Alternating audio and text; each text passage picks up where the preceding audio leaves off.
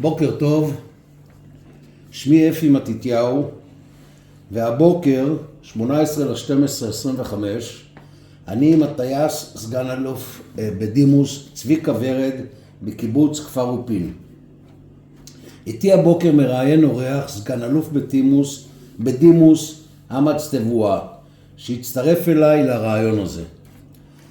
צביקה, ספר את הסיפור שלך ונתחיל ברקע המשפחתי. צביקה, בבקשה. אני נולדתי בקיבוץ לוחמי גטאות. ההורים שלי, בלה גורביץ' רוזנברג בימין, ואבא שלי יצחק רוזנברג, הם מייסדי הקיבוץ. אבא שלי נולד ב-1920 בפולניה. רגע, מתי אתה נולדת? חשוב לי לדעת. אני נולדתי ב-1948, נובמבר 1948, בקיבוץ יגור. שם חברי לוחמי גטאות עשו הכשרה של שנה, וב-49 בעצם, ב-49 הם עלו על הקרקע, על אדמות סמריה, כפר ערבי שתושביו נעלמו. אז אני עם קום המדינה, המחזור השני בקיבוץ לוחמי גטאות. הוריי, אבא שלי נולד ב-1920 בעיירה ליד פינסק בביילורוס, רוסיה, מערב ביילורוסיה, פולין בעצם. עיירה קטנה של 1,200 תושבים או משהו כזה, מתוך זה חצי יהודים, וכל הנערות שלו בעצם עד גיל 18-19 בילה שם. זו הייתה עיירה של חקלאים, דייגים, ביצות, דגו בחורף ובקיץ, וכל הילדות שלו מלווה בעבודה חקלאית, וגם תרבות יהודית שהיא קשורה בעיקר לדת, חדר, לימודים, שהוא מזכיר בזיכרונות שלו. הם היו 4 בנים. בדור הקודם, סבא שלי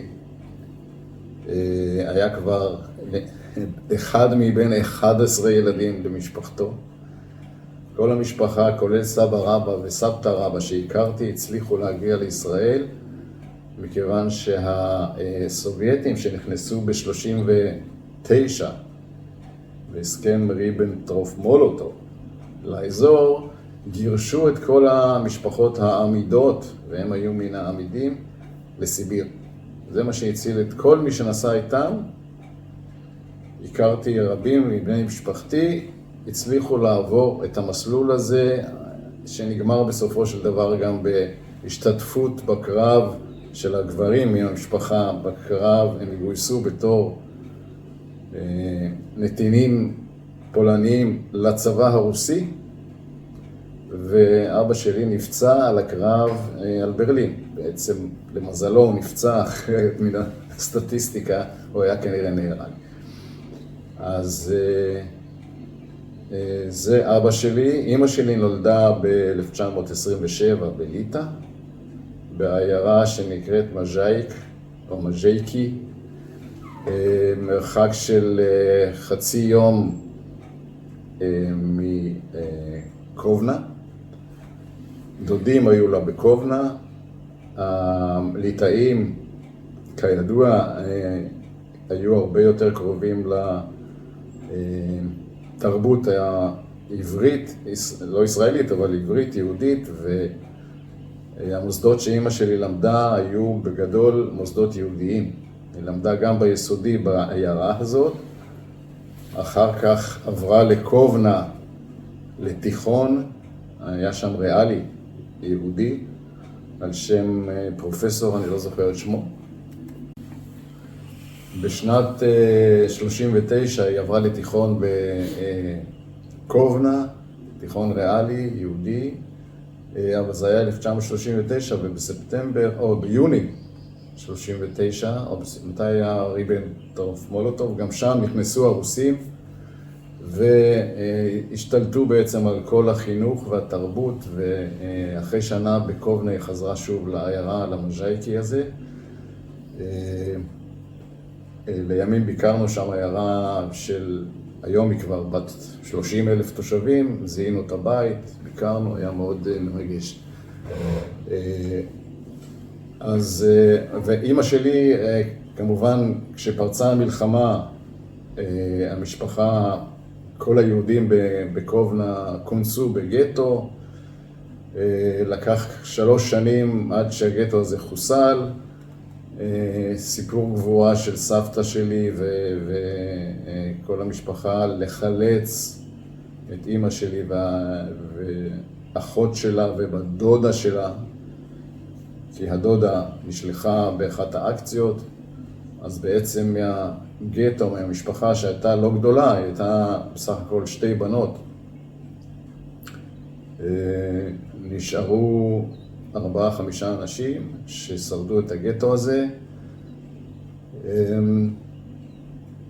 סבתא שלי הייתה רופאה, סבתא שלי מצד אמי הייתה רופאה, כל השנים עסקה ברפואה, גם בגטו זה עזר, גם אחרי כן ניהלה בקובנה את הבית חולים, מחלקת ילדים בבית חולים גדול שם. וסבא שלי שעל שמו אני נקרא, צבי, לא שרד את הגטו. הסיפור הוא שהוא כנראה הוא באחת האקציות, שלחו אותו לדחאו, קראו לו צבי הירש גורביץ'. בבית לא שמענו מאמא שלי שום מילה, שום סיפור. פעם ראשונה שלמדנו על הסיפור שלה, זה הדפי עדות של לוחמי גטאות מ-84. פעם ראשונה את הסיפור השלם. היא לא רצתה לדבר, לא רצתה לנסוע לשם ולא רצתה לשמוע מזה כלום. סך הכל היא נכנסה לגטו, הייתה בת 14 ויצאה משם בת 17 וחצי, משהו כזה. סיפור הפגישה אחרי הסבתא שלי פיזרה את בנותיה בין הידידים שלה שהיו רובם רופאים בקובנה. בעצם חודשים רבים לא התראתה ולא ידעה מה קורה, אבל סיפור הפגישה אחרי המלחמה ממש גם אקראי אבל גם מרגש, סיפור בפני עצמו. המשפחה של אבא שלי, שזה סיפור אחר, יש לו ספר שלם, איך שהוא מתאר את הנדודים שלהם מסיביר, איך הם שורדים בסיביר, איך הם מתקיימים מכלום, שומרים על המשפחה, שזה חבילה של 15-20 אנשים, שבסופו של דבר הביאו לזה שבארץ היו לי סבא וסבתא רבא, סבא וסבתא, 3 דודים, ועוד כל העיירה הזאת שהתכנסה ברחוב בר כוכבא בתל אביב, בבית כנסת של חסידי סטולין, שהיינו מבלים שם בחגים לפעמים. אני מהסיפורים של אבא שלי יודע על סבא רבא, גביר בעצם, שהיה עיירה שחצי מהם יהודים, אז לא הייתה שם אנטישמיות, לפחות עד 38-9. היהודים היו, זה היה 600 איש או 700 איש, זה היה כמו קיבוץ בינוני, ניהלו חיי תרבות, ניהלו גמח, ניהלו... אבא שלי זוכר את עצמו, בתור נער או ילד אוסף עצים להסקה ומחלקים למשפחות נזקקות. כמובן, אירועים בבית כנסת, הוא ניגן גם כינור, זה חלק מהאנקדוטות של החיים שלו. אבל בגדול, הגביר, הסבא, רבא שלי היה איש יזם גדול, יחסית גם, אלים זה מילה קשה, אבל הוא היה נחשב לאיש בעל סמכות בעיירה, בתור יהודי. חלק מזה בטח עבר לאבא שלי בתור תכונות ששונמכו במשך השנים. זהו, הפגישה בין אבא שלי לאמא שלי אחרי המלחמה. אבא שלי יחד עם כל המשפחה המורחבת, דודים, דודות ואלה, הגיעו בפולין למקום שבו דרור, או היו שם כמה תנועות שהתקבצו ב-46, אני חושב, 6-7, זה השנים.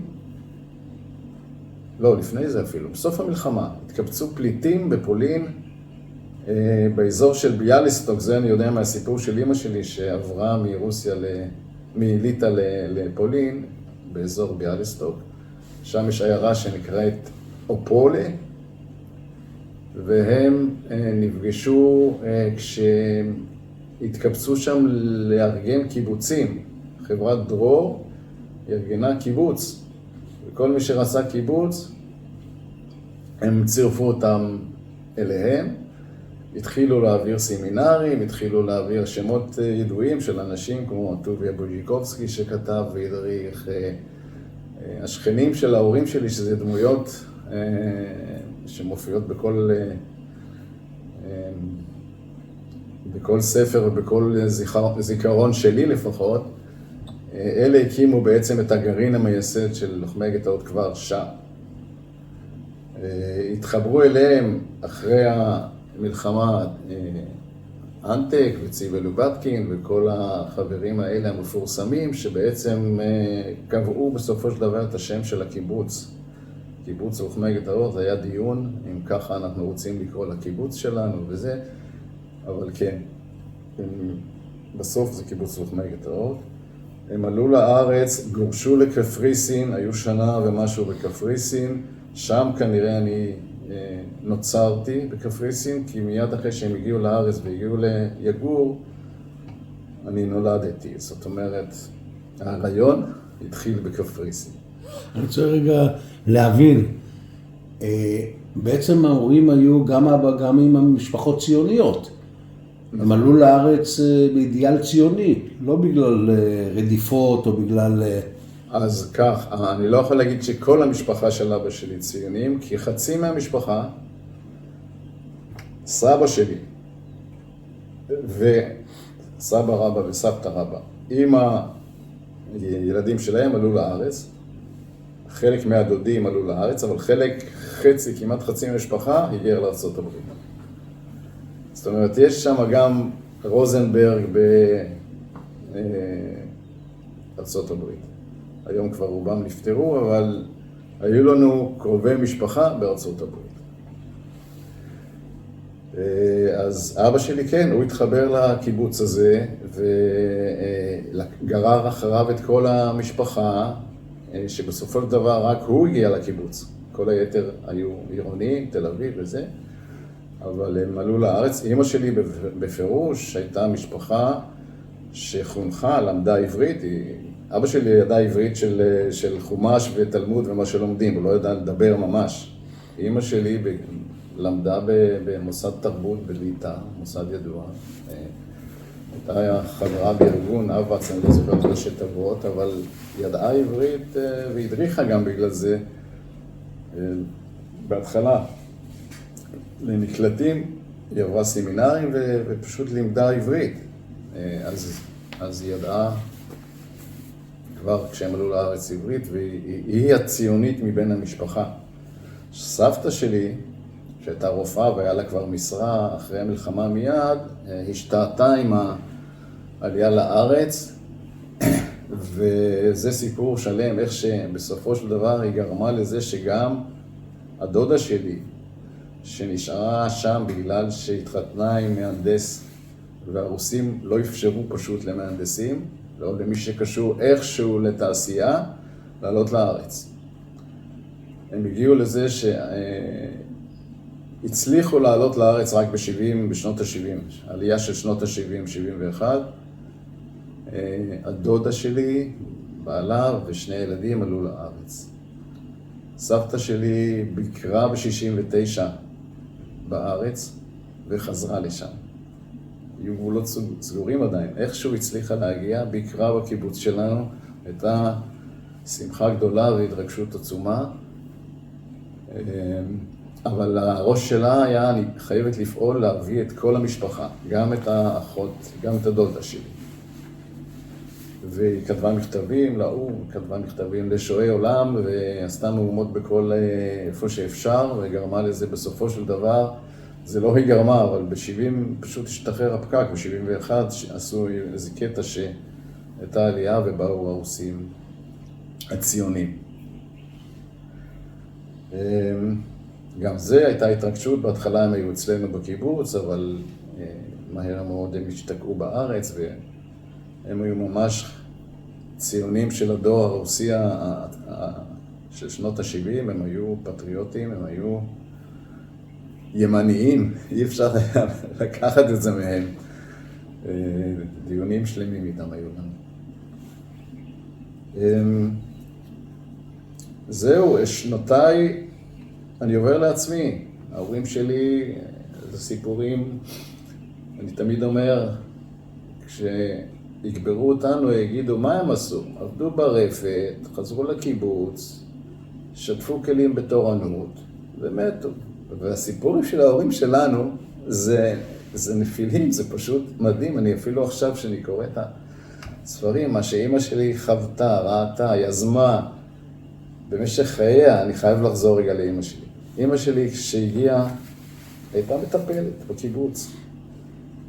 אחרי זה הלכה ללמוד ביולוגיה, ועברה לטפל, לעבוד בנוי של הקיבוץ, אבל אז היא אמרה, אני חייבת עוד, הלכה ללמוד הוראה. הייתה רוב השנים מורה לביולוגיה בבית הספר, בהתחלה מקומי ואחרי זה אזורי. לימים היא החליטה שהיא חייבת ללמוד ערבית. היא צריכה ללמוד ערבית כדי לדבר עם הפועלים השכירים שנמצאים בסביבה. גליל מערבי, כפרים ערביים, היחסים היו מצוינים. אני בתור נער זוכר שביקרנו בכפרים, הם היו אצלנו. אבא שלי העסיק, אבא שלי היה מרכז משק וגזבר וזה, אז הוא היה בקשר של העסקה עם הפועלים, ואמא שלי לא נתן לה מנוח שאנחנו לא מתקשרים איתם, אז היא הלכה ללמוד ערבית בגבעת חביבה, עם הקורס של מודיעין, של החבר'ה שהולכים למודיעין שעה שלמה, עד היום מי שהיה איתה מעריץ אותה. לימים היא גם הפכה למורה לערבית, הקימה אחת הראשונות, אני חושב, שעשה תוכניות באינטרנט, של מערכי שיעור בערבית, וכתבה פעם מכתב מאוד מפורסם, שהיה בעלון של הקיבוץ, ואחרי זה בעלון של הקיבוצים, ואחרי זה בכל העיתונית, מכתב לסובחיה.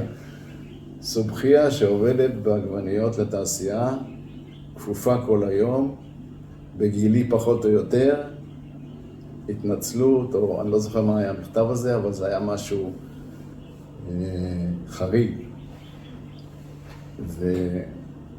והאמא הזאת בחיים לא סיפרה לנו מה היא אמרה. אז זה הסיפורים אולי אני אקפוץ מדי פעם הסיפורים האלה, אבל זה פשוט, כל פעם שאיזשהו נכד או נכדה עושה משהו מבריק ומשהו יצירתי ומשהו זה, מסבתא ואלה. מה אבא עשה?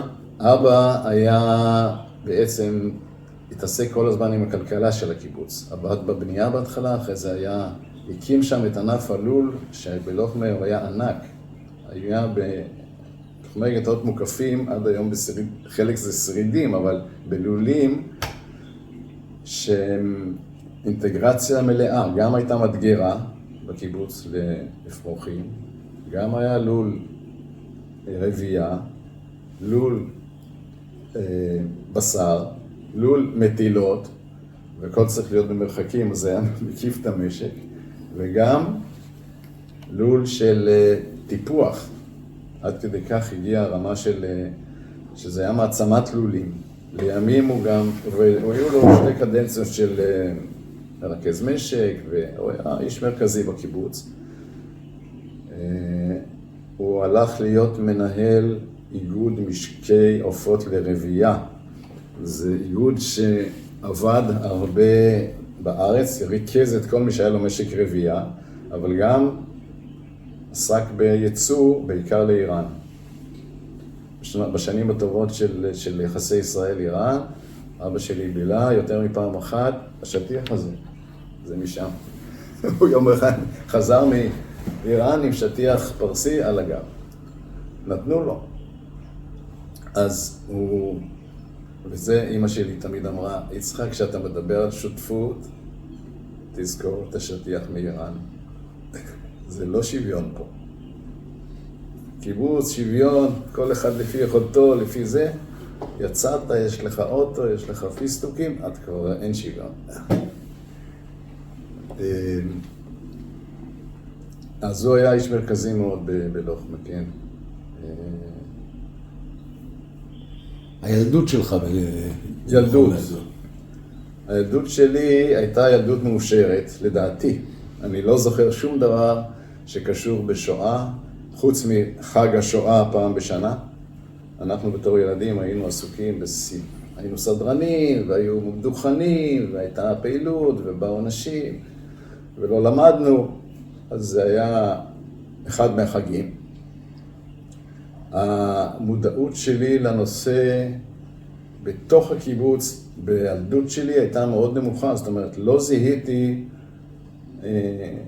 זומבים, לא ראיתי מה שנקרא ניסויי היטלר, אנשים שבמצוקתם מיהרו להתחתן וזה, והחיים הם היו, למרות שאני יודע שמבחוץ יכול להיות שהקיבוץ נראה אחרת מאשר קיבוץ רגיל, אבל לא, מנקודת מבט של ילד משלי, לא ראיתי שום הבדל בינינו לבין קברי, או בינינו לבין, יודע, מי שהיה באזור שלנו, עברון. והאמת היא שרוב הילדות, אני למדתי עד י"ב בית ספר מקומי. לא יצאנו לשום דבר אזורי, חוץ מיום בשבוע בכיתה י"א או י"ב, משהו חקלאי ביד נתן. ואז נפגשנו עם החבר'ה של קברי, שזה יותר אזורי, אבל הייתי בתוך הקיבוץ, כמו שאבא שלי חיים בעיירה שלו, ככה אני חייתי בעיירה שלי. כמובן, נסענו לחגים, למשפחה וזה, אני למדתי לנגן, אז נסעתי גם לשיעורים. היה לי פריבילגיה, במקום לעבוד ביום שישי, מכיוון שהייתי צריך ללמוד, אולי גם בגלל שהייתי בן של יצחק רוזנברג, הייתי נוסע ביום שישי במקום לעבוד, ללמוד בחיפה אצל המורה שיעור בחצוצרה. זה היה הכלי נגינה הראשון שלך? לא, הראשון היה פסנתר. כולם ניגנו פסנתר. עשו מבחן, כולם חלילית. אחרי זה הטובים המשיכו, מי שרצה פסנתר, או מי שההורים שלו לחצו פסנתר. וכך ניגנתי 3 שנים פסנתר. ואז מאוד רציתי לעבור לחצוצרה. רגע, פסנתר זה לא היה בדיוק הכיוון של ילדי הקיבוצים, או נגינה, בכלל לא כיוון. אז תלוי, אתה יודע מה, במצאי, הייתה מורה לפסנתר בקיבוץ. אז לימדו פסנתר. זה כמו שהמורים שלנו בהתחלה היו אלה שלא יכלו לעבוד. אלה היו מורים בקיבוצים בהתחלה, גם פה בכפר אורפין, נעמי מספרת, מי לימד? מי שלא התאים לעבודה, לימד. מזה יצא המשפט לא יודע מזה, אבל אם אתה לא יודע לעשות משהו, אז תלמד אותו. תלמד איך עושים את זה. אז כך המורים בילדות, אני מדבר בית ספר יסודי וזה, תיכון, כבר היו לימודים יותר מסוגרים, אבל עדיין בתוך הקיבוץ, בלי בגרות, רק אחרינו, אני חושב, מחזור 2 אחרינו, הוקם הבית ספר האזורי ונסעו לסולם צור שם בגשר הזיו. אני רוצה עוד כמה סיפורים קטנים שזכורים לך מהילדות. וואו. טיולים בטבע, קונדסיות משהו. קונדסיות. הילדים שלי יכעסו עליי. היינו בחופש, היינו כל יום הולכים לים. נוסעים עם אופניים, הולכים לים דרך פרני שרגא, מגיעים לשבי ציון, ים. בדרך חזרה עברנו, בכניסה ללוחמי היה מחסן ילדים, מחסן כביסה כזה, מחסן בגדים, ושם עבדה אמא של אחד הילדים, בן יחיד, אימא שורדת שואה שדאגה כל הזמן לילד שלה. אנחנו עוברים בטור על יד החלון שלה, ותמיד היא מחפשת בזה, איפה יעקב, איפה יעקב? היא שואלת, איפה יעקב? אז אני צועק לה, הוא טבע, והוא ממשיך. והיא נכנסה. היה שם מהומה נורא גדולה, אבל בסופו של דבר הבנו שזה טעות, התנצלנו וזה. סיפור על קונדסות של הילדים, שבלוחמי היו גינות שאנשים עשו, ורדים, קלות, כל מיני. אז אנחנו החלטנו יום אחד שאנחנו נחליף את הקלות בוורדים. הלכנו לשכנים, גזרנו להם את הקלות, לשכנים השניים גזרנו את הוורדים, והכנסנו את הוורדים בתוך הקלות. זה שעשוע שאני זוכר, מאוד זיכרון. הפכתם להיות אגרונומים, עשיתם מחלאות. בדיוק. או טוב, כל מיני מעשי קונדסות שעשינו בלי סוף. היה בלוחמה, בכל קיבוץ היה חדר. אמרת לוחמה, ככה קראו לקיבוץ? לוחמה? לוחמה. ככה, עד היום זה נקרא לוחמה. היה חדר סידור עבודה, ששם היה לוח כזה, שכל יום היו מסדרים את האנשים לעבודה. למחרת, היו כאלה שעבדו קבוע, אבל היו גם כאלה שנעו מתורנויות. סדרן העבודה היה איש מאוד חשוב. יום אחד אנחנו רואים שהוא עומד ומסדר ככה על זה. אמרנו, בואו נעשה לו, נדליק ונחבא ונדליק את האור. אז חיבינו ולא הצלחנו להדליק וברחנו. אני חושב שזה היה בגיל, נגיד, 9, 10, אני לא זוכר. אולי אפילו פחות. ואז הוא רדף אחרינו, לא השיג. עכשיו, מכיוון שהוא גם עבד ברפת, אז ידענו שביום שני יש טיולים בלימודים, אנחנו הולכים לרפת לביקור, צריך, אוי ואבוי אם הוא יראה אותנו, הוא יתפוס אותנו. אז בטיול הזה, אני זוכר, זה טיול שהיה הטיול הכי מפחיד בחיים שלי.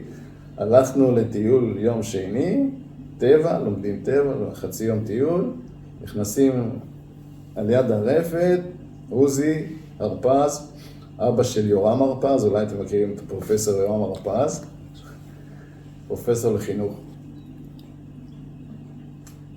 הוא רואה את הקבוצה, מתקרב, עושה ככה, וסגרנו את העניין. אז מאז אנחנו רגועים.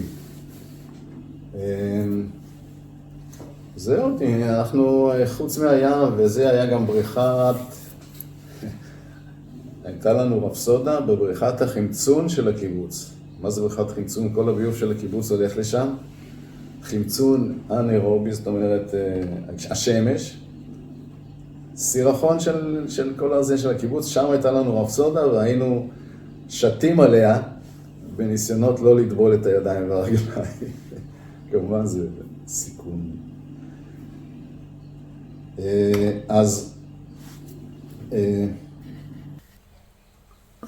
אז כמו שאמרתי, בקיץ היינו בים וגם בבריכות החמצון האלה, ובסך הכל הנערות שלנו הייתה, מדלג על הילדות, הילדות הייתה גם כן סיפור, אתה יודע, אנקדוטה מימי הילדות שלי. הייתי בכיתה א' או ב', אבא שלי בא לבקר אותנו באמצע היום, התיישב על המדרגות, זה סיפור שאנחנו מספרים במשפחה, אני זוכר אותו עד היום, ישב על המדרגות של בחוץ, נכנס לו חרדון למכנסיים, מלמטה, תפס אותו פה, ולא יודע מה לעשות. ואנחנו במבוכה בתור ילדים, הכיתה א' או ב' זה היה כל כך אירוע טראומטי כזה, זאת אומרת, הטראומה שלי מהילדות בלוחמי הגטאות, זה לא המוזיאון שצמח, זה לא התמונות של השואה, זה התקלות האלה שאבא שלי לא יודע מה לעשות, הוא מחזיק את הביצים עם החרדון שם, ועד שהוא מעך אותו ונפטר מזה. או 1 במאי בקיבוץ. 1 במאי אנחנו היינו נוסעים לחיפה למצעד הדגלים, בתור תנועת נוער. הקיבוץ המאוחד והנוער העובד. נסענו ועשינו מצעדי 1 במאי. והיה מאוד אירוע. ממש. לא, אני לא זוכר בקיבוץ יותר מאשר שרנו אינטרנציונל או דברים כאלה, אבל... לא, התכוונתי העירה, לצאת העירה. נסענו לחיפה, הרחוב החלוץ. מה עוד שחיפה אדומה? חיפה אדומה, כן, כן. כל הקיבוצים, כל הקיבוץ המאוחד מהאזור, יגור, ואנחנו, ואני יודע, מצובה, לא זוכר כבר איזה קיבוצים, היינו נוסעים במסעיות, עם הדגלים האדומים, דגלי ישראל ודגלים אדומים, וצועדים, שרים. שובו, הביטו, וכל מיני שירים כאלה בדרך.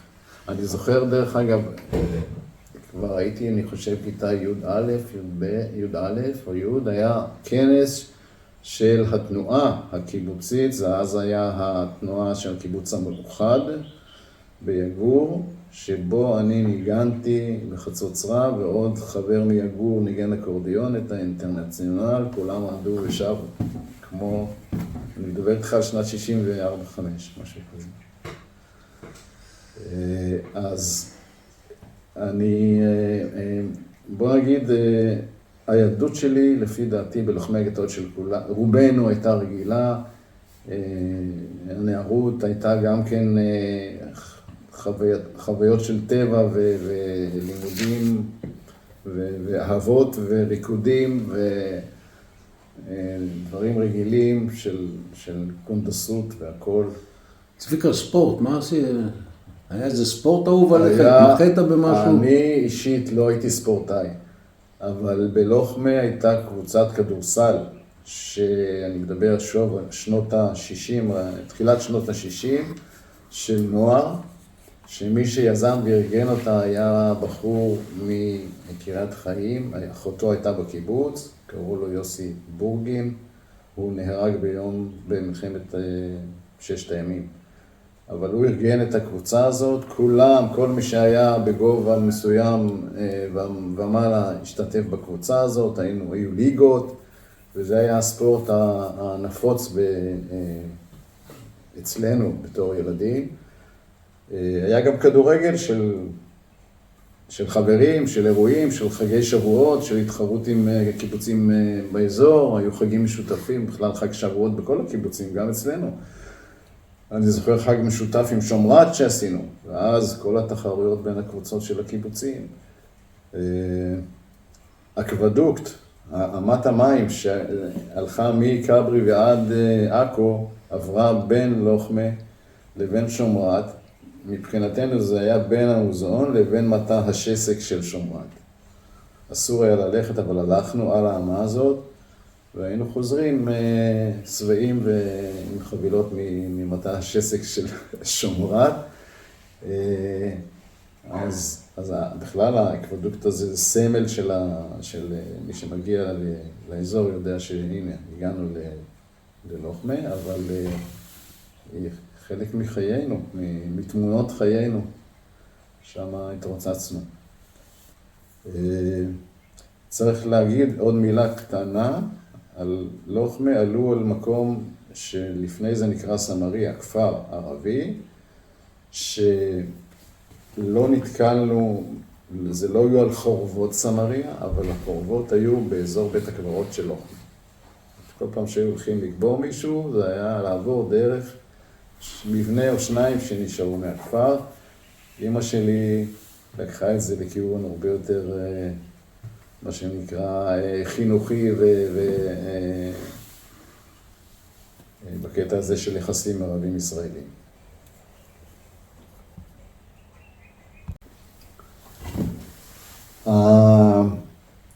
התיכון, שכמו שאמרתי, היה פנימי, בתוך הקיבוץ, למדנו בקיבוץ, ולקראת י"ב היינו צריכים לחשוב מה אנחנו עושים.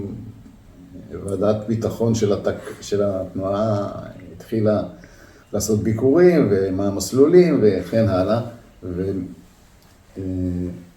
בלוחמי החליטו זכינו בלוחמי לקבל גרעין לחיזוק, או גרעין שהצטרף לקיבוץ, וההחלטה הייתה שאנחנו הולכים, כל המחזור שלי הולך יחד עם הגרעין הזה העירוני לנחל.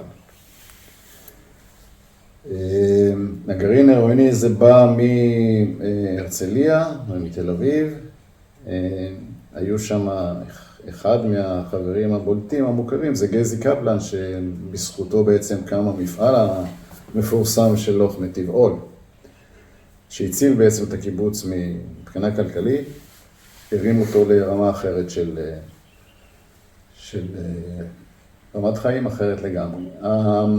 בכל מקרה, אני שניגנתי חצוצרה והייתי בשיאי בסוף כיתה י"ב, אמרתי אני רוצה ללכת לנגן, אני לא יכול להפסיק לנגן, עכשיו מה אני עושה, אבל צו התנועה צריך להיות בסדר, אמרתי נלך לנחל ומשם נעבור. הלכנו לשנה, בלוחמי לא היה מספיק מקומות עבודה כדי לעשות הכשרה לכל החבר'ה האלה מתל אביב, אז הלכנו להכשרה, זה נקרא שלט מוקדם, במעגן מיכאל. הייתי חצי שנה במעגן מיכאל, עבדתי בבננות, בפלסון, בפרדס, בסופו של דבר רוב התקופה עבדתי במפעל, והכרנו את הקיבוץ, ניגענו שם, עשינו שמח בקיבוץ הזה, שהיה קיבוץ די שבלוני, למרות שהם היו ישראלים, זה היה עדיין קיבוץ קטן יחסית. אז הלכנו לשלט מוקדם, התחיילנו בספטמבר 66, והתגייסנו בינואר לטירונות חורף של 3.5 או 4.5, אני לא זוכר כמה חודשים זה היה. ואנחנו מסיימים טירונות באפריל, ובמאי כוננות. אז לא פירקו אותנו ולא הלכו לאחוזים ולא כלום. כל הפלוגה, כל המחנה 80, בעצם גדוד 80, נשאר בכוננות של 6 הימים. הציבו אותנו בהתחלה באלומות, ברכס אלומות, חפרנו... צ'וצ'ו. כן. צ'וצ'ו המ"פ, יורם גלבוע. צ'וצ'ו לא, צ'וצ'ו צעיר מאיתנו לפי דעתי. מבוגר, זה לא חושב. צ'וצ'ו ממבוא חמה לימים, לא? אז זה מישהו אחר, אוקיי. אז אני לא זוכר, אני לא מכיר, לא הכרתי את המפקדים, אני לא זוכר שום שם מהטירונות חוץ מהסמל שלי, מהתקופה הזאת. חפרנו שכוחות על הרכס, שכיבה עמידה, ויומיים אחרי זה החליט מישהו, או מח"ט או מג"ד, לא יודע מה, שאנחנו, זה מקום לא טוב, הורידו אותנו לבננות של דגניה, וחפרנו שם עוד פעם שכוחות, שכיבה עמידה. כוננות, המלחמה בסוף פרצה, אבל כידוע, מלחמת 6 הימים בגולן, זה רק סוף המלחמה, יום שישי, יום או יומיים לפני סוף המלחמה, החליטו שעולים על הגולן, ואז גדוד 80, המשימה הייתה לכבוש את תאופיק. תאופיק כפר מעל, ברח לי השם של הקיבוץ שם, נו. אני אזכר. אנחנו בשיירה, חייל אחרי חייל הולכים צמח, ימינה, שמאלה בהעוגן, ורגע שאחרון החיילים פנה את הפנייה לכיוון צפון, לכיוון תל קציר, כן. מרגמות, 120, הפגזה לא נורמלית, מג"ד נהרג, 5 חיילים נהרגו, קצינים, לא יודע מה, בורחים, זאת הנסיגה. ברחנו, למחרת חיל האוויר ירד על הכפר הזה, אני חושב שגולני כבשו אותו, ושם פעם ראשונה ראיתי גופה, פעם ראשונה הבנתי מה זה מלחמה, זה היה פחד נוראי, אבל זה לא היה קרב פנים אל פנים, זה היה פשוט בריחה של טעות, לפי דעתי טקטית להביא חיילים חשופים ולתת להם, אמרו לנו ככה, אתם פוניים, וברגע שתהיה פקודה מטפסים על ההר, כל אחד עם ה-FN שלו, עם העוזי שלו, עם העת חפירה שלו, מטפסים וכובשים את הכפר הזה. אבל זה לא הצליח. אחרי המלחמה אני אמרתי, אוקיי, עכשיו ניצחנו, נגמרו המלחמות, אני מבקש העברה לתזמורת. וזה מה שעשיתי. זה היה הכי קרבי אז? זה היה הכי קרבי שאני פשוט אמרתי, אני חייב, אם לא עכשיו, אני לא עושה את זה אף פעם. אנשים התחילו לצאת לאחוזים. אחד מהמחזור שלי, אבנר שנר, אולי אתה מכיר את השם הזה. קורס 60. לא, נכון, קורס 60. הוא הלך ואמר, אני הולך לקורס טייס. ואני ביקשתי העברה לתזמורת. אז דבר ראשון, במשך 3 חודשים של השעיה בדיונים, האם מתאים, לא מתאים בזה, נקראתי גם למבחן אצל גרציאני בתזמורת. קיבלתי כמה ימים, התאמנתי ואיכשהו עברתי את המבחן, זה היה מבוסס בעיקר על מקום פנוי. היה צריך חצוצרן, אז קיבלו אותי, לא הייתי מבריק כל כך. ו3 חודשים האלה היינו עסוקים באיסוף שלל, היה לנו בסיס בצריפין, פלוגת שלל זה נקרא, היה מ"פ, אני חושב שזה היה גדוד, היה פלוגה, ויצאנו כל יום בבוקר עם מסעית לשטחים, ירושלים, חברון, נבי מוסא, כל מיני מקומות כאלה, אוספים שלל. מה זה שלל? זה בעיקר ציוד שהוא לא לחימה. זה סטוקים של מזון וציוד ואפסנאות ודברים כאלה, היינו מעמיסים על מסעיות ומביאים. המ"פ היה במקרה שמעון צוקרמן, בן של אנטק מלוחמי הגטאות. אז היה לי קצת יותר קל לתמרן בין החופשים והאפטרים, אבל אחרי כ3 חודשים, לקראת סוף 67, אכן עברתי לתזמורת. הגעתי לתזמורת צה"ל. אנשים אחרים, תרבות אחרת, תל אביב, 2 של נגינה ונגיד, האמנתי שזה החיים שלי. אחד הדברים שמאוד מאוד הפריע לי, אבל המציאות הייתה לא בדיוק כמו שחלמתי. היו 2 דברים. אחד, מלחמת התשה. הייתה מלחמת התשה שנמשכה כמה שנים, והדבר שהכי השפיע עליי היה שבחור מהכיתה שלי, בן כיתה שלי, נהרג בתעלה. אני חזרתי, קוראים לו משה קיכל. היה קצין, היה מילואים כבר, ונהרג בתעלה. אני מבלה בתזמורת והולך ממסדר למסדר, ומסתובב בכל הארץ עם נגינה, ויש מלחמה, וצריך ביום שישי לחזור לקיבוץ. הגעתי למצב שהרגשתי ממש ממש לא נוח, גם כלפי החברים שלי, גם כלפי עצמי, ואמרתי, אני חייב לצאת מהתזמורת, זה לא מתאים, כנראה זה לא אני. קרא לילד בשמו, ג'ובניק. הייתי ג'ובניק, ברור, לא. זה שהייתי ג'ובניק זה ברור, וזה שהייתי, אבל אם הייתי אומן, אין שום דבר לא עוצר אותך. היה ברור לי שאני לא כמו אלה שלידי, היו כמה כוכבים בתזמורת, שגם פרצו אחר כך, ואבנר בירון למשל, הוא הקים וניהל את האקדמיה, הקים את התזמורת הקאמרטה הישראלית, חבר טוב שלנו, הוא היה נגן, אומן.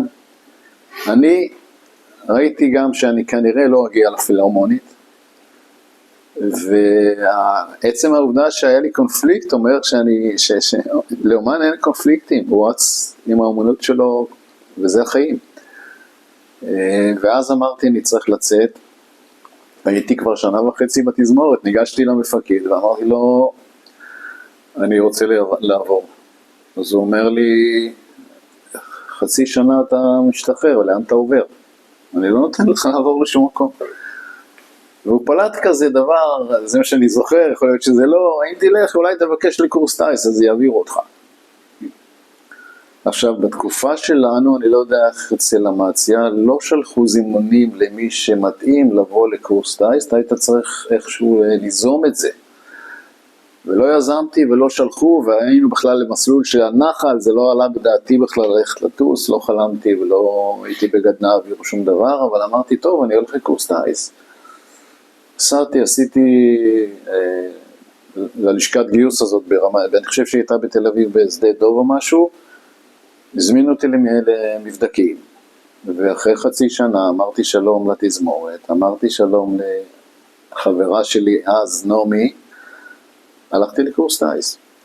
זאת אומרת, כמעט 3 שנים בצבא, אז השירות היה, אני חושב, 3 שנים. 3 שנים. והתחלתי, לא עשיתי טירונות, כי זה כבר עשיתי, אבל התחלתי במכין, או בגיבוש. עם צעירים מאיתנו, בקורס שלי היו, כמעט 50% מהקורס היו ותיקי צה"ל. זאת אומרת, באו אנשים שגם כן רצו, אחרי שירות משמעותי, היו קצינים, היו חבר'ה מחיל אוויר, בטכני וכן הלאה, באו איתי, היינו בקורס חצי ותיקים. וטוב, סיפורים על הקורס זה מפה ועד לאיפה, אבל סך הכל היה מגוון עצום של אנשים בקורס שלנו, שבאו מרקעים שונים, ומוותק אחר, היה אצלנו אפילו עמי, שכחתי שם משפחה, שהיה מ"פ בסיירת, באחת הסיירות. רונן. עמי רונן, נכון.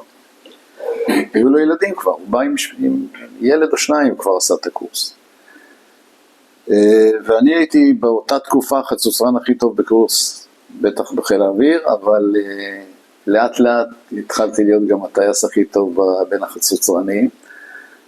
והקורס, אני חייב לומר שלא היה לי קשה מדי מבחינת ההטסה של האווירונים. כנראה שהייתי טייס טבעי יחסית לאבנר שניר, שהיה לו יותר קשה.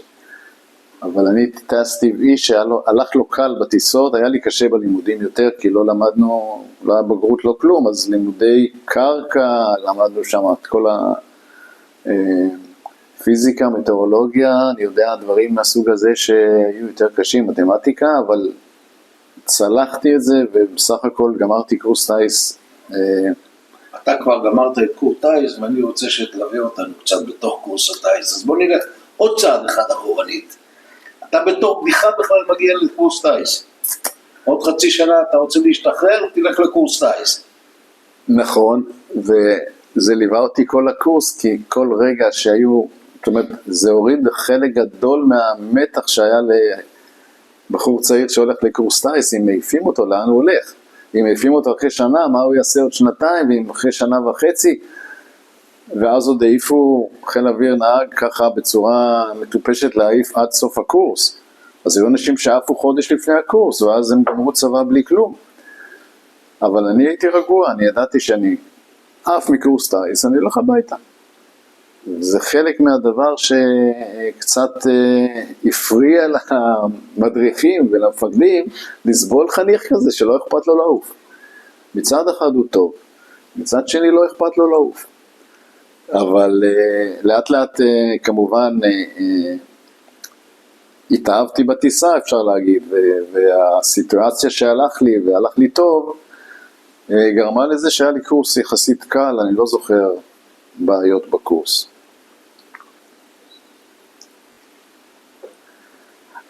יש כמה דברים שאני יכול להגיד, לספר מתוך הקורס, לא קשורים דווקא בקורס, בטיסות, אבל כשהיינו בטירונות במחנה 80 בנחל, אבא שלי, שסיפרתי שהיה בעל גולה, מה שנקרא, היה לו אוטו והיה עובד בתל אביב, היה נוהג לעבור במאפייה של עכו, לקחת שק לחמניות, לתזמן ככה, הוא ידע מתי מסדר בוקר של הטירונים במחנה 80, לעשות בגדר הדרומית של הזה, שם היום היה מאהל של פלוגה ו', אני לא זוכר איזה פלוגה, צפצוף, שולחים את אחד מהגרעין, הוא זורק את החבילת לחמניות, החבר'ה של גרעין אושרת מלוחמי גטאות, יש להם ארוחת בוקר, לחמניות טריות. וככה הוא היה עושה פעמיים בשבוע. לימים, כשהלכתי לקורס טייס, אני מדבר 3 שנים אחרי, פלוס אפילו, עשינו מה שנקרא תרגיל ניווטים בצפון, וחלק מאחד הימים ישנו לנו במחנה 80. בשבת הייתי בבית, אמרתי לאבא, אנחנו ביום זה וזה, מחנה 80, לינה, פה ושם. בקיצור, אנחנו מגיעים למגורים במחנה 80 אחרי יום של ניווטים, אני לא זוכר אם זה היה לפני או אחרי, אבל פתאום אני שומע, והיינו בכלל בצד הצפוני של הבסיס, שם היו מגורי בנות. מגורי בנות. עם מקלחות. ושם נתנו לפרחי הטייס שמגיע להם, כבר אז הם מחנכים את פרחי הטייס שמגיע להם קצת יותר מהחבר'ה של הנחל, להתרחץ, מים חמים וזה, אני שומע פתאום מתוך המקלחת, טה. אני אומר, מה? לא יכול להיות. ובכל זאת אני מתלבש, רץ לגדר הדרומית, אבא שלי, בגדר, בערב, 9 בערב זה היה, משהו כזה. הוא היה בחתונה במענית, אסף את השאריות מהחתונה, ניגש לגדר, הביא לנו חבילה שלמה של עוגות וממתקים לחבר'ה של קורס טייס 63. אני שואל אותך על המחיר, תרגיל שבי. תרגיל שבי. במחיר, איך הרגשת פה? א', זה היה תרגיל מאוד מאוד קשה, פיזית. 100 קילומטר הליכה או משהו כזה, 3 ימים, לא זוכר כמה, אבל הגענו תשושים לגמרי לתוך התרגיל, וזה היה ממש, הצליחו ליצור גם פחד אמיתי. מי היה מפקד הקורס? דובי אלעד? אצלך? אני חושב שפלטר או משהו. גורי פלטר. אבל אני זוכר שזה היה תרגיל קשה, אני כן היום בפרספקטיבה שתחשף בהמשך הרעיון, יכול להגיד. לכן אני שואל. שמכיוון שהקושי העיקרי בשבי אמיתי הוא חוסר הידיעה. אחרי שאתה מתרגל במכשולים הפיזיים והקשיים הפיזיים, אז אתה נתקל בבעיה נפשית של מה יהיה, מה קורה ומה בבית. פה האלמנט הזה לא היה בכלל, ולכן אתה ידעת שהיו אנשים שאיבדו תחושת זמן וזה, אבל ידעת שעוד 2-3 אתה במאהל, שישי שבת אתה לא יוצא כי לא רוצים שתצא במצב הרעוע שלך, ותקבל מקלחת חמה ואוכל. וזה אלמנט שמוריד מהתרגיל, אבל עצם התרגיל אני זוכר אותו, עצם העובדה שאני זוכר אותו, זאת אומרת שזה היה תרגיל משמעותי. קשה לדמות עינויים אמיתיים במצב שבו אתה לא מוטרד בכלל מבחינה נפשית. אני חושב שזה תרגיל חיוני, הוא מלמד משהו על כושר העמידה של כל אחד. אני חושב שיש גם כאלה שלא עמדו ופרשו מהקורס בעקבות התרגיל הזה, אבל זה בהחלט התמודדות. אני חושב שעושים אותו היום בתקופה מאוחרת יותר בקורס, אבל נער בן 19 שעושים לו תרגיל כזה, זה חוויה אני לא אומר מסוכנת, אבל היא לא הכי טובה. זה חוויה קשה. אנחנו עוד נגיע לשבי עצמו, ונשאל אותך כמה נזכרת בתרגיל השבי בקורס, וזה יותר מוכר. אוקיי. טיסות, טייס טבעי, מדריכים, איך הסתדרת איתם? מדריכים צעירים. המדריכים בגיל שלי, בדיוק. יותר צעירים ממני. אני זוכר את רז שלמה, ואנחנו חברים עד היום, אנחנו נפגשים גם, שהוא הדריך אותי באיזושהי תקופה, הוא היה מדריך שלי, והוא היחידי שדימה את הטיסה למוזיקה, לנגינה. הוא אומר לי, תשמע, מה הבעיה שלך? אתה עושה את השנדל כמו שאתה מנגן.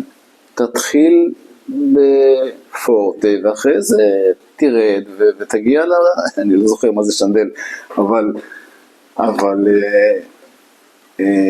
יש בזה משהו שאתה טס כאילו אתה מנגן, אז התנועות שלך הרבה יותר מעוגלות, ואתה לא נגר כמו רפול והבן שלו שמטיסים ככה אווירונים. והמטוסים אז דרשו את זה, הם דרשו התייחסות, זה כמו המטוסים הקלים שהם בניגוד ל-F-16 שהכוח של המנוע מחפה על הכל, והתמרון שלו הוא בלתי מוגבל, וזה מטוס ראשון בכלל שמגבלות הם הטייס ולא המטוס. אז במטוסים של אז אתה היית צריך להרגיש את המטוס. והיו אנשים שעשו את זה מכני, מהראש. ואני עשיתי את זה טבעי, כמו שאני נוהג בטרקטור או בדברים כאלה, וזה באמת, אני לא יכול להגיד שלא הייתי מתוח, או שלא הייתי מתאמץ בטיסה, כי זה בכל אופן דבר חדש שאתה לומד אותו, אבל זה בהחלט דבר שהיה לי די, יש אנשים שמתארים שהם נכנסים למטוס והם מתאחדים עם הגוף של המטוס, זה כאילו המטוס זה הם, זה סיפורים שלמים אחר שכותבים ספרים אחר כך שאני לא יכול לקרוא.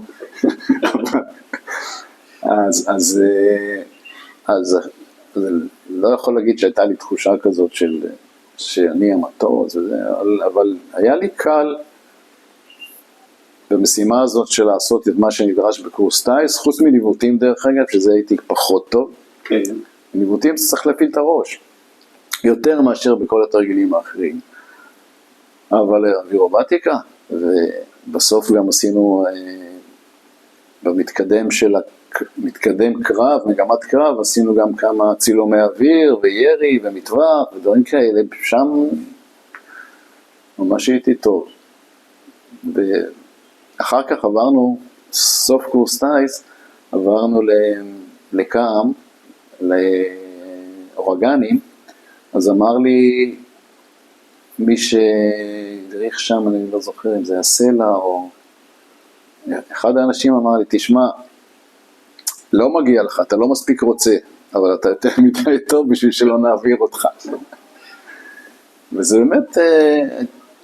כנראה זה מה שהמדריכים גם חשו כשאתה מדריך, אז יש לך רובריקה כזאת, מוטיבציה והטסה ואני יודע כל מיני כאלה, אז אני מניח שבמוטיבציה אצלי לא היה כתוב 10, אבל רציתי בסוף להיות טייס. אני לא שם שהיה לי קל להטיס אווירונים בקורס טייס, זה משהו אחר. להדריך בסוף הספקת? לא הספקתי. לא הספקת. הדרכתי במילואים אחרי שסיימתי את הטיסה הקרבית. בסקייוקים במילואים. אני רוצה עדיין להתמקד בקורס. היית מועמד להדרכה במהלך הקורס? אף פעם. זה דור של טייסים טבעיים.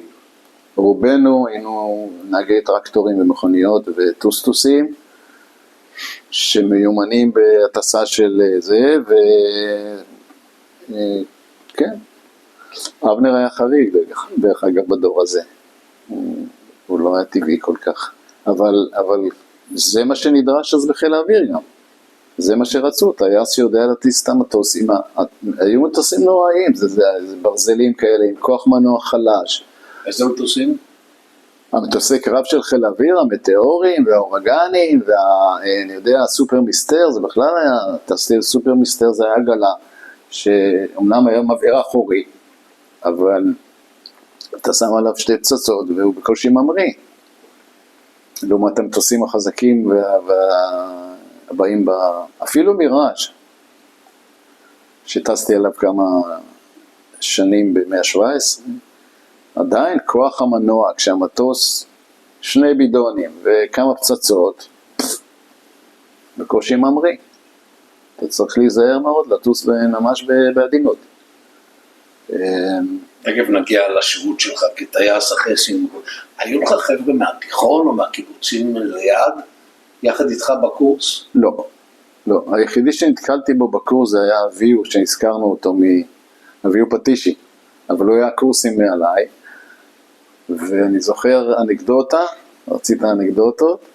אני באחד הדברים שהיה מקובל בקורס טייס, שאנשי המתקדם, החבר'ה במתקדם, עושים מסדר בוקר או התעמלות בוקר או משהו למכין.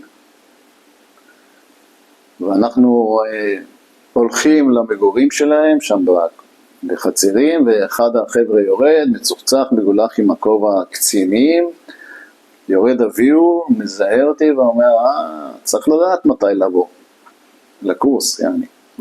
הוא עוד מעט גומר ואני רק מתחיל. בלעתי את אלבוני לימים, מכיוון שאני רצתי די מהר בין הטייסות, הייתי תקופה ב-113, תקופה ב-105, תקופה זה 4 חודשים וטק 117. מאז 117 כל החיים.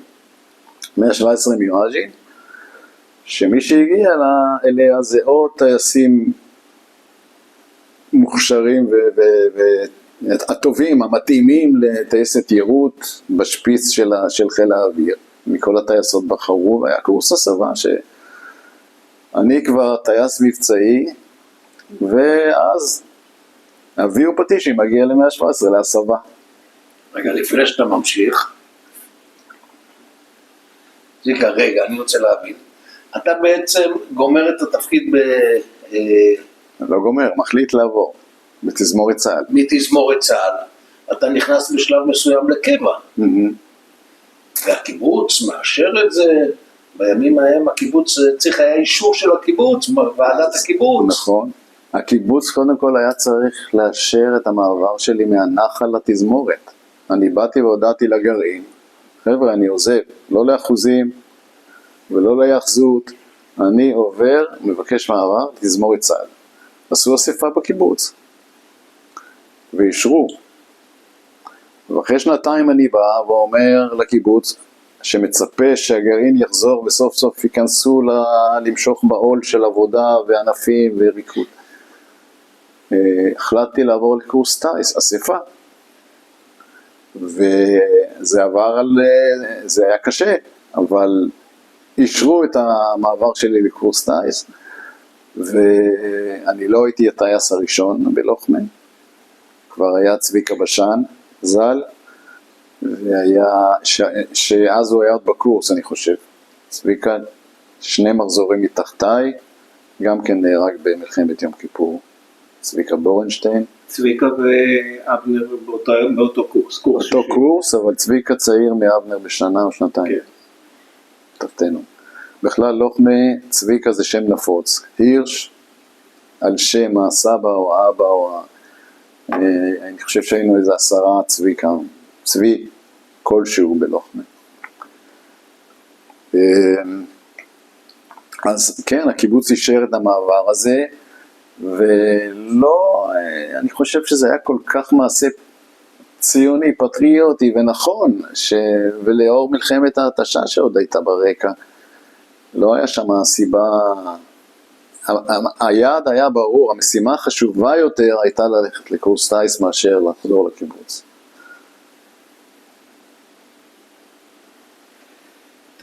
קורס טייס במלחמת ההתשה, מדריכים בבית ספר, פירט אחרי הצהריים בטייסות. נכון. מדריכים בבוקר, טייסים בבוקר בטייסת, אחרי הצהריים מדריכים. איך כחניכים אתם רגישים את זה? את המלחמה ואת האובדן.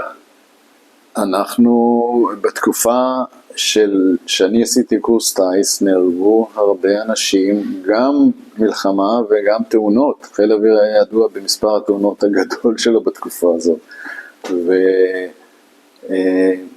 על הקורס שלנו, על ההתחלה, במכין, לא במכין, בקדם מכין, כבר נהרג שם מישהו מאיילת השחר אני חושב, משהו עם פייפרים נהרגו שם, מרגלית קראו לו אם אני לא טועה. כן. וכבר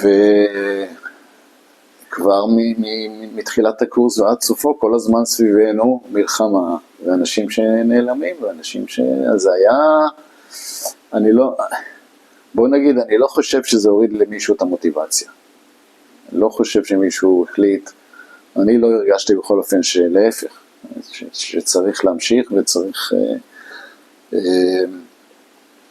אגב, אחת המוטיבציות, לא הזכרתי את זה, אבל אנקדוטה גם כן מחיל האוויר, לוחמי. בכיתה י"א-י"ב שלמדנו בתוך בית ספר המקומי, הגיע זוג צעיר ללוחמי גטאות, היא מורה לספרות והוא עושה אצ"ח בחיל האוויר, אבי לניר. אבי ומיכל לניר חיו 2-3 בלוחמי גטאות. חברים טובים של כולם, אבי עשה תורנויות, הוא היה בחור משכמו ומעלה, הוא היה נערץ, אנחנו היינו ילדים בני 16-17, נערצנו אותו, פשוט בן אדם. היה עובר עם המטוס פה ושם מעל לוחמי גטאות. אז אחד הדברים שגם כן משך חלק מהאנשים, אני רוצה להיות טייס. לימים, טוב, נספר את זה בהמשך על הסיפור של השבי, אבל אבי גם היה שם הרי, נרצח. שתי מילים לפני, לא על השבי, מי זה אבי לניר? אבי לניר מפקד טייסת 101, שבזמנו כשהוא למד בטכניון, לא אפשרו מחיל האוויר לאנשים שלומדים בטכניון לגור בבסיסים. ואז הוא נאלץ, והוא מצא את מקומו בסחירות בקיבוץ לוחמי גטאות. מיכל אשתו לימדה אותנו ספרות, הייתה המורה שלנו בכיתה, אני לא זוכר אם 2 או 3, אבל בהחלט משמעותי. ואבי במלחמת יום כיפור נפל כתוצאה מחוסר מידע על טילים, טס בגובה ברמת הגולן, נפגע, נטש, ובעצם גמרו אותו שם בשבי. הייתה טענה שהוא יודע סודות מדינה והוא שתק. שמעו אותו בבית חולים אנשים, אבל מעבר לזה אנחנו עם מיכל היינו בקשר והכל, אבל אחד הדברים שהפיינו בהפוך את השבי שלי, שעליי לא ידעו, לא ראו, לא שמעו, ונעמי אשתי חיה בחוסר ודאות עד שהגיעו ההסכמים והרשימות. אני אספר את זה אחרי זה. anyway, הקורס, אני חושב שהקורס, בוא נגיד, אני תמיד מספר שאני הייתי בהכי הרבה מסדרי כנפיים, כי הייתי בתזמורת צה"ל, הייתי לפחות ב4 או 5. וגם בקורס שלי התלבטתי אם ללכת לנגן או ללכת לצעוד ולזרוק קומטות. אבל בכלל, גם במצעדי צה"ל שהיו מקובלים בימי העצמאות, אני צעדתי כדגלן נחלאי בטירונות במאי 68 או 7 זה? 7. ב8 גם, ב8 הייתי חצוצרן, אז תזמורת, ולאחר מכן, אחרי שהייתי בטייסת ב117, בשניים או 3, 2 מצעדים, הספקתי להיות בתוך המגן דוד של המיראז'ים. אז הייתי על הקרקע, הייתי בתזמורת, השתתפתי באיזה 10 מצעדים של יום העצמאות. אתה מסיים קורס טייס ולאן הולך? את הקבוצה שלנו חילקו לשתי קבוצות שעושות הכשרה מבצעית, OTU זה נקרא, חלק הלכו לסקיוקים וחלק הלכו לאורגני. אורגני טייסת 113 בחצור, ואז אנחנו כבר קיבוצניקים שמתלבטים, עוזבים, לא עוזבים, קונים אוטו, לא קונים אוטו, התלבטויות כאלה של קיבוץ, אבל, ונעמי ואני גם, שהתקרבנו עד כדי אוטוטו חתונה, אמרנו איפה אנחנו הולכים לחיות, האם אנחנו מתחתנים ועוברים מתישהו לאחד הקיבוצים, או לבסיס, אבל בתקופה הזאת היה לי אוטו, שקניתי, כאילו מלוחמי גטאות קיבלתי אוטו, אבל לא זוכר מה היה הסידור, והייתי נוסע לכפר רופין כל שבוע. היינו צעירים, ממש חיילים, קצינים טריים, ובקורס הזה שהוא 4 חודשים בסך הכל להכשרה מבצעית, אני לא זוכר דברים מיוחדים חוץ מהמטוס שהוא היה נוראי, זאת אומרת לנחות באורגן בלי, היו לו גלגלים זה מה שאפיין את האורגן, המרחק בין גלגל אף לגלגלים הראשיים מאוד קצר, וזנב ארוך, וזה לא היה מטוס כזה כמו שאתה מנחית מטוס קל ומזדקר ונוחת, היית צריך לדייק בזה וכולה, לא היה סימולטור, לא היה דו מושבי, לא באורגן ולא בסמבד ולא במסתר, והיית צריך לעשות כאילו היינו עושים הנאה לחוד, תרגלנו הנאה. עוד פירט, הסעה, יציאה מהד התק וכניסה. הכי מפחיד היו הבידונים, המכלי כנף שהיו לו, שאתה נתקע בהם בתוך הדתק. ואחרי זה היו עושים הרצה, זאת אומרת, פותחים מנוע מלא, עוזבים בלמים ועוצרים, והתרגיל הרביעי זה כבר היה המראה, סולו. סולו, טיסה ראשונה, סולו. ומטוס לא ידידותי במיוחד, אנשים, לפי דעתי זה היה פשוט מסוכן לטוס על המטוס הזה. 4 חודשים, קבוצה עברה, אני לא זוכר אם רובנו, כולנו עברנו לטייסת הסופר מיסטרים בחצור, 105, שם היה מפקד אריק יזוז, היה סמך, היה סלע, יאיר סלע קראו לו, אני כבר לא זוכר, ובעצם התחלנו הכל עוד פעם מההתחלה, ללמוד על המטוס הזה, גם להמריא, גם ללחוץ, גם לטוס וגם לעשות מטווחים וגם להילחם, וגם שם אני הייתי יחסית בין הטובים, ואז חיל האוויר החליט שהוא פותח במה שנקרא ניסיון של אפרוחים, לוקחים טייסים צעירים, רק גמור קורס טייס, מקפיצים אותם אם זה מטאפורה להיום, ל-F-35. מה יותר, למה צריך לעבור ולהתאמן על 4 מטוסים שונים עד שאתה מגיע למטוס שבו אתה תעשה את רוב השירות שלך? חבל על הכסף, ניסיון. ואני הייתי בין השניים שנבחרו לעבור למיראז'ים, רמת דוד, הגעתי צעיר, יחסית טייס צעיר, אבל בן אדם בגיל של רוב האנשים הצעירים בטייסת. ומתחיל מהתחלה, קורס הסבה, מיראז'ים, 117. ב-117 אנחנו קורס הסבה של, אני חושב שהיינו 8, משהו כזה, כשברור שחלק נשארים בטייסת וחלק עוברים הלאה לטייסות השחק. זה היה מקובל שכל תקופה או 2 יש קורס הסבה באחת מטייסות המיראז'ים, זה 119, 101 או 117, ומשם מופרשים הבוגרים לטייסות היעד שלהם. שהיה ברור שאני נשאר בצפון, כי אני צפוני, ובתקופה הזאת כבר אולי דילגתי על משהו חשוב בחיי, התחתנו. נעמי ואני התחתנו כשאני הייתי בסיום התקופה של 113, 105 בעצם. כשהיינו ב-105 אז עשינו את החתונה בכפר רופין ובלוחמי הגטאות. זאת אומרת, פה עשינו חופה על הגבעה, ואבא שלי אמר, אני לא מוותר, כל העיירה שלי תבוא לחתונה שלך. כל מי ששרד מפה הוסט יבוא, והם לא יבואו לכפר רופין. אנחנו נעשה אחרי החופה, יום למחרת, מסיבה בלוחמי הגטאות. ואכן החגיגה, השמחה והשתייה הייתה בלוחמי גטאות, ופה הייתה חופה יותר צנועה עם רב,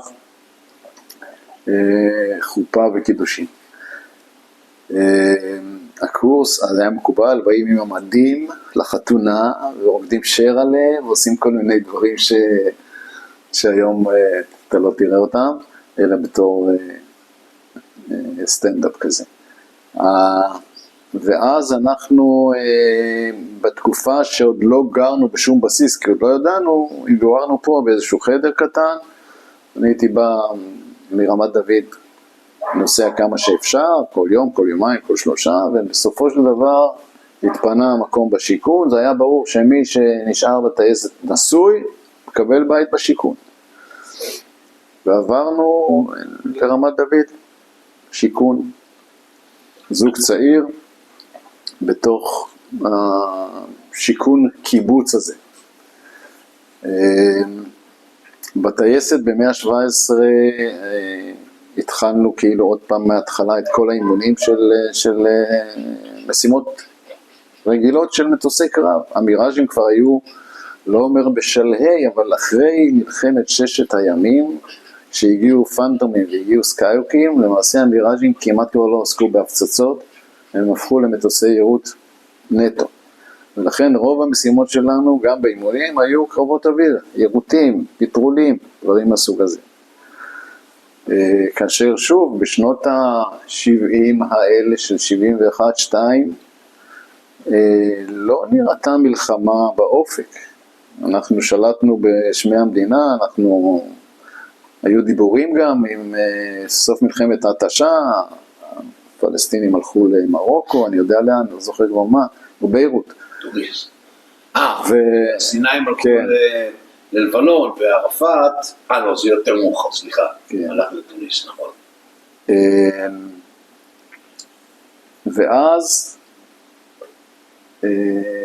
אני זוכר שכן היו, כמו שאמציה אמר, היו ימי קרב, זה נקרא כך בחיל האוויר, על כל מיני שטויות שקשורות בהפרות כאלה ואחרות. אני לא מכיר את האופרציות של היום, מה זה אומר יום קרב, אבל אז ידעו שהולכים לעשות משהו שיגרור תגובה של מישהו ומתכוננים לתגובה הזאת. עושים מערבים, עושים פטרולים, עושים כוננויות. והדבר הכי מרגש שקרה לי בתור טייס צעיר, הייתי בכוננות, ישבתי במיידי, ידעו ש-69 עושים איזושהי הפצצה בסוריה, ויש סיכוי שיוזנקו מיגים. ואכן זה מה שקרה, הזניקו מיגים,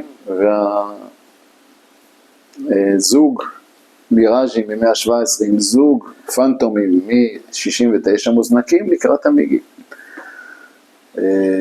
אני פחות או יותר שנה מבצעי בטייסת, אולי פחות אפילו, פחות. זה היה נובמבר 72, שהפלתי מיג לראשונה, לא במלחמה, לפני המלחמה, ביום קרב. טייס יחסית צעיר בטייסת. הפלה יחסית קלה, מאוד מרגש והכל, אבל בסך הכל בסוריה, ליד סווידה שם, בדרום סוריה, טסנו שם חופשי, לא היו טילים, היו רק נ"מ, ואני נוחת בטייסת, טלפון מאבא שלי, צביקה למזל טוב. אני אומר לו, אבא, איך אתה יודע? אני רגיל שאתה יודע הכל ואתה מביא לנו לחמניות וזה, אבל מה, יום הולדת שלך? אז ביום הולדת שלי יצא לי להפיל לי מיג, ומאז בן הזוג שלי, המוביל שלי, שהיה נוימן, יובל נוימן, הוא כל שנה ב-21 לנובמבר מתקשר אליי, צביקה, מזל טוב. וזו אנקדוטה נורא חמודה. צביקה, אתה מדבר ומספר, התחלתי, אתה לא שמת לב אולי כמה פעמים אתה אומר התחלתי. מיום שאתה מתגייס לצבא, אתה בהתחלות. נכון, נכון. כן. אני ממש, זה היה אינטנסיבי מאוד בתקופה ההיא, ב10 שנים האלה, כל הזמן, אחרי זה אני גם הקטנתי את הסייקל, אבל התחלתי, אני אספר את חיי אחרי, אז תראה שגם שם אני עברתי, אני לא סתם יודע מה זה continuity של התסריט. עשיתי קורס, למדתי קולנוע, עשיתי סרט, כאילו אפשר להגיד של חצי שעה, אמיתי. זה חלק גם כן מהחלומות שלי. אז כן, אבל בתקופה ההיא באמת עברתי, אחרי זה גם עברנו בסיסים, ואחרי זה גם...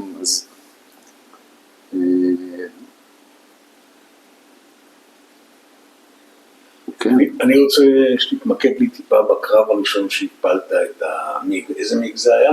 מיג 21. זה מה שהיה. מיג 21. מיג 21, הטענה הייתה שהוא דומה מבחינת הביצועים שלו למיראז'. קשה להתמודד איתו אחד על אחד, בגלל תכונות שיש לו ואין למיראז', ולהפך, זה הפך לקרב שווה כאילו. אבל זה לא היה ממש קרב. אנחנו טסנו והפנטומים שהיו שקועים בתוך המקם שלהם, לנו לא היה מקם. למיראז'ים אחרי... ב-71, 2, פירקו את המקם שהיה משקולת באף מאוד כבדה, והמטוס הפך למתמרן הרבה יותר טוב, שמו שם משקולות לאיזון, אבל שהמשקל שלהם היה אחר, ולא נדרש, החליטו שהמקם של המיראז' הוא מפגר, הוא לא מתאים, הוא ידע רק לגלות טווחים ולא כיוונים, בקיצור, משהו עם סקופ בי כזה, שעושה רק ככה. ויש פנטומים, הם היו עם המקמים הטובים שלהם וילכו קדימה. והפנטומים האלה היו עם המקמים הטובים שלהם, אבל הראש בתוך התא. ואנחנו חיפשנו מיגים, ומצאנו אותם בעיניים. עד שאנחנו הפלנו אותם, הפנטומים לא ידעו איפה אנחנו בכלל. נוימן ראה את המיג הראשון ואני את השני, כשהם רודפים אחרי מבנה שלנו שיצא מתקיפה שם, פנטומים, אבל בטווח רחוק יחסית. ירדנו עליהם בלי שהם יודעים בכלל. אני שיגרתי טיל על אחד ומיד הוא נפל בלי שנוימן ראה אותו בכלל, כי הוא היה עסוק בהפלה שלו. יש לי ציור של הקרב הזה, אני יכול להראות לכם. פשוט זה היה כמה דקה או שתיים שהפלנו שני מיגים, ובניגוד לאפשטיין שאחרי שהוא הפיל מיג אחד הוא רצה להפיל עוד אחד, יש המון אדרנלין שמשתחרר, ואתה אחרי שאתה יורה ומפיל, אתה אומר אוקיי, עשיתי את שלי, אני בורח מכאן כדי לעשות וי ולעשות באז ולהגיד הפלתי מיג. אבל קרבות המוניים, קרבות שיש יותר ממיג אחד, אתה צריך להיות ממש נחוש, אמיץ וגם טייס טוב לנהל את החימוש והדלק כדי להפיל יותר ממיג אחד, אתה כבר שם.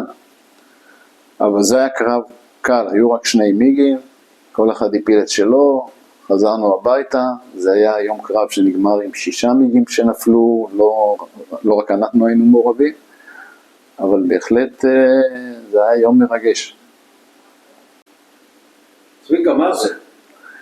זה ציור שעשיתי על קרב האוויר הראשון, שבו הפלתי מיג יחד עם יובל נוימן, 2 מיגים שרודפים אחרי מבנה שלנו, שתקף ויצא כיוון דרום, באזור של סווידה, סוריה, דרום רמת הגולן, הסורית. אנחנו באים מרמת דוד, אני עושה רדיוס גדול ומצליח להגיע לעמדת שיגור על המיג הזה די מוקדם, מפיל אותו בשפריר, טיל. הבחור הזה ראה את חבר שלו שיורים עליו, אז הוא שבר ימינה ושמאלה, התחיל לעשות קרב עם נוימן, נוימן אחריו בקרב של תותחים,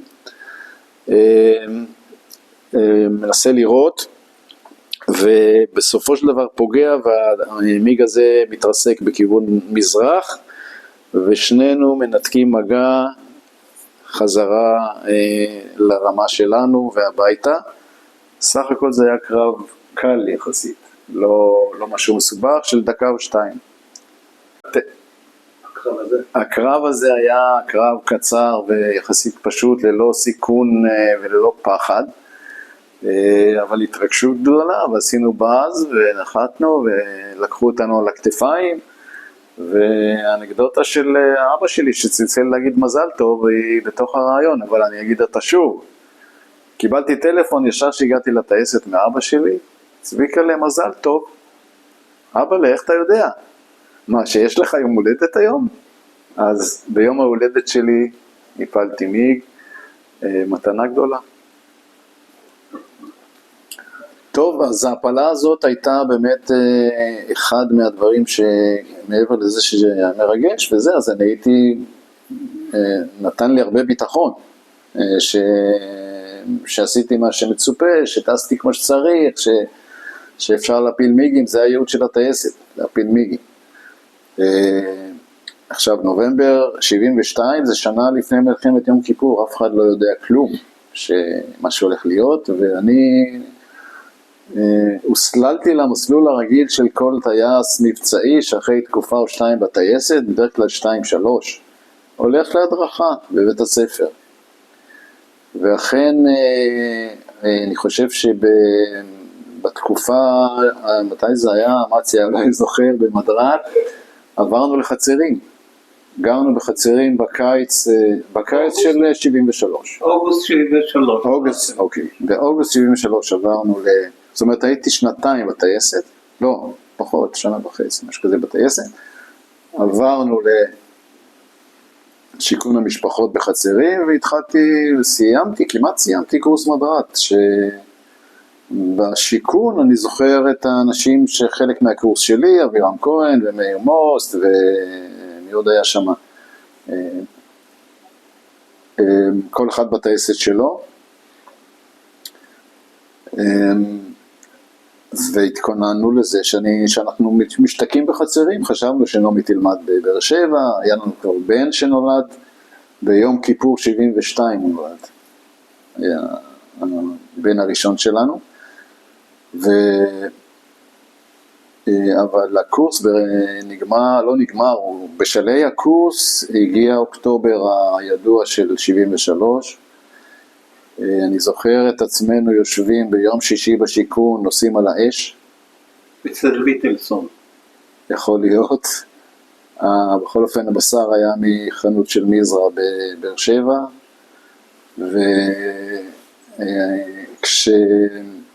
וכשאנחנו לא יודעים כלום, אנחנו השפיץ של חיל האוויר בצפון, טייסי יירוט, צריכים לפטרל ולהגן וזה, לא יודעים כלום. היו כאלה שכבר ידעו, בודינגר למשל, הרצל בודינגר היה גם כן בחצרים, הוא היה נדמה לי מפקד בסיסי או מפקד אחת הטייסות, והוא עשה גם כן הצח ב-117.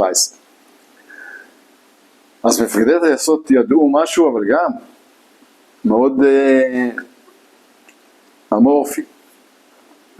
ביום שבת, היום שבו פרצה המלחמה, בשעה 6 בבוקר או משהו כזה, סירנה, אתה היית שם? ממציה? כן. סירנה בבסיס. בבוקר? בבוקר יום כיפור, סירנה בבסיס, כדי להזעיק את כולם לטייסות, ואני לא זוכר מה היה הקוד של הסירנה, 3, רצוף, לא רצוף, אבל היו גם טלפונים נלן כאלה שמצלצלים, ומחובר ל3 משפחות, וכל 2 צלצולים זה לזה, ו3 צלצולים לזה, צלצלו בכל הזה, הרמתי, אני זוכר את עצמי אומר לנועי, הם השתגעו לעשות תרגיל ביום כיפור, הגזימו, אבל אמרו לנו, זה לא תרגיל, חבר'ה, אתם תרזו דברים, והדקות תהיה בעוד שעה בטייסת, בשם במסלולי. בודינגר יאסוף אותך, אומרים לי. בודינגר, זה גם סיפור שבודינגר אהב לספר. אני בא לוורד, אני רואה שהוא יוצא, זה בודינגר מספר, כן? אני רואה שהוא יוצא עם שקית קטנה, יש לו גרביים ליום אחד, תחתונים ליום אחד, וזהו, אני אומר לו, מה זה? אני אומר לו, יום קרב. זאת אומרת, לא. תביא עוד, תגדיל את החבילה. כמובן, זה גם כן סיפור שחוזר על עצמו אצלי, החבילה שלי הייתה הספיק אחרי 2-3, כבר לא הייתי צריך חבילות, כבר הייתי בסוריה. אבל באותו יום הלכנו לדקוטה, מתח, אף אחד לא יודע כלום, נחתנו ברמת דוד, הלכנו לטייסת, תדריך בוקר, עם כוונה שאנחנו פותחים במטס ב-11 לפני הצהריים, אנחנו למיידי, אנשים ב-69 וזה ישבו וחימשו מטוסים והתכוננו תקיפות עם הפקודות שלהם, אבל אחרי זה זמן לא ארוך, פשוט החזירו אותנו לטייסת ואמרו לא, אנחנו ביטלו את זה. מלמעלה ביטלו את זה, היום אנחנו יודעים להגיד ניקסון, גולדה והשפעה של ארצות הברית לא לתקוף ראשונים כדי לקבל בהמשך עזרה מארצות הברית, ובאמת ב2 בצהריים או ב1:55 המריאו, הפיטרול הראשון שלנו של 117 המריא ב1:55 וב2 כבר הפילו מיגים סורים שחדרו, ניסו לתקוף ביחידה במירון, פיקששו בגלל מזג אוויר, לא בגלל שלא ראו. אוקים פתחו באש ראשונים לפני שהגעתם, הפילו אחד, אני חושב שבאזור בלידה, אני לא בטוח, בלבנון. כן.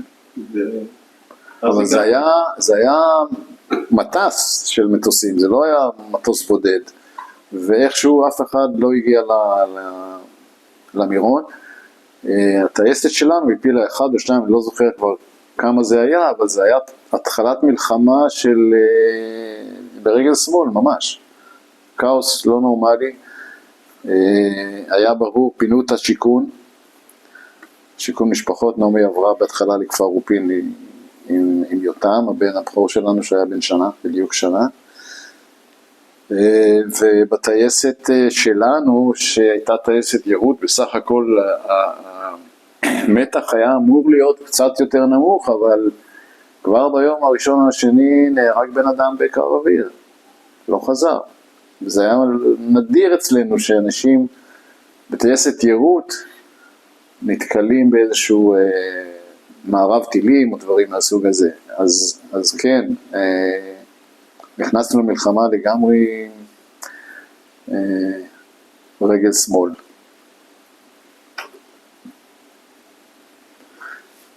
אז ההתחלה הזאת ברגל שמאל התבטאה בזה שחיל האוויר התכונן למלחמה דומה למלחמת ששת הימים, שהייתה מתוכננת כל נתיב על הזמנים שלו, בדממת אלחוט. כל חיל האוויר בעצם יצא לתקיפה הזאת בששת הימים, וזה עבד בשלוש שעות, חיסלנו את כל צבאות. אז זה היה הפורמט של הפתיחה, כאילו על זה התאמן חיל האוויר כל השנים. פקודה למטרה, ליעד, עם נתיב, עם נקודות יציאה. היו נקודות יציאות כיוון, המערכות שניווטו איתם, זה לא היה GPSים, זה היה INS, זה מערכת פנימית של המטוס, אינרציאלית, שיש לה כל חצי שעה או שעה, יש לה סטייה מסוימת, וכדי לבטל את הסטייה ולדייק, בנו מגדלי יציאת כיוון, זה נקרא, ברמת הגולן, ששם אחרי שהמראת מרמת דוד, או לא משנה, מבסיס במרכז הארץ, עברת על המגדל הזה והיפסת מחדש את המערכת ה-INS הפנימית שלך, אינרציאלית, כדי לדייק בנתיב. אתה בעצם טס עם עיניים על עיוור, עוד מרחק של 15-20 מייל, 30 מייל למטרה, מושך ואמור למצוא את המטרה מצד שמאל. והתוכניות האלה, סוגים, קראו להם בשמות דוגמן חמסה, זה אני זוכר מהשאלה, דוגמן 5, זה היה דוגמן ברמת הגולן, שכל טייסת היה לה יעדים שלה, היו לה סדר כוחות שלה, הסד"כ, ובין היתר היה גם, הוקצו לכך את המטוסי ליווי, מטוסי הייעוד שליוו עד שלב מסוים. עכשיו, חיל האוויר, מרגע שבוטלה הפתיחה על ידינו, היה צריך להתארגן גם מבחינת חימוש, גם מבחינת משימות וראש, להבין שאתה לא ממריא עכשיו להפצצה, אלא אתה ממריא לפנטומים מפצצות עם ריו, אלה שלא הספיקו לשנות תצורת חימוש, וזרקו פצצות בים, כדי להגן על שמי המדינה. עד כדי ככה הייתה מבוכה, מבולקה. ולכן ההתחלה של חיל האוויר ביום הראשון השני, לפי דעתי זיכרוני, נפלו כ-30 מטוסים על חוסר ידיעה של מיקום של טילים וחוסר ארגון. גם כשהתארגנו כבר עם תקיפות, עם מידע, השיטה של חיל האוויר אז הייתה צילום פעם ביום או פעמיים ביום, פענוח שלוקח כמה שעות של הצילום, ולפי זה יודעים איפה הסוללות ממוקמות. עכשיו, יש סוללות של טילים כבדים, SA3, SA2, אבל היה גם טיל חדש, SA6. ה-SA6 הזה היה טיל שתוך כמה שעות, נדמה לי פחות מיממה, חצי יום הם עוברים מקום, מתמקמים במקומות אחרים.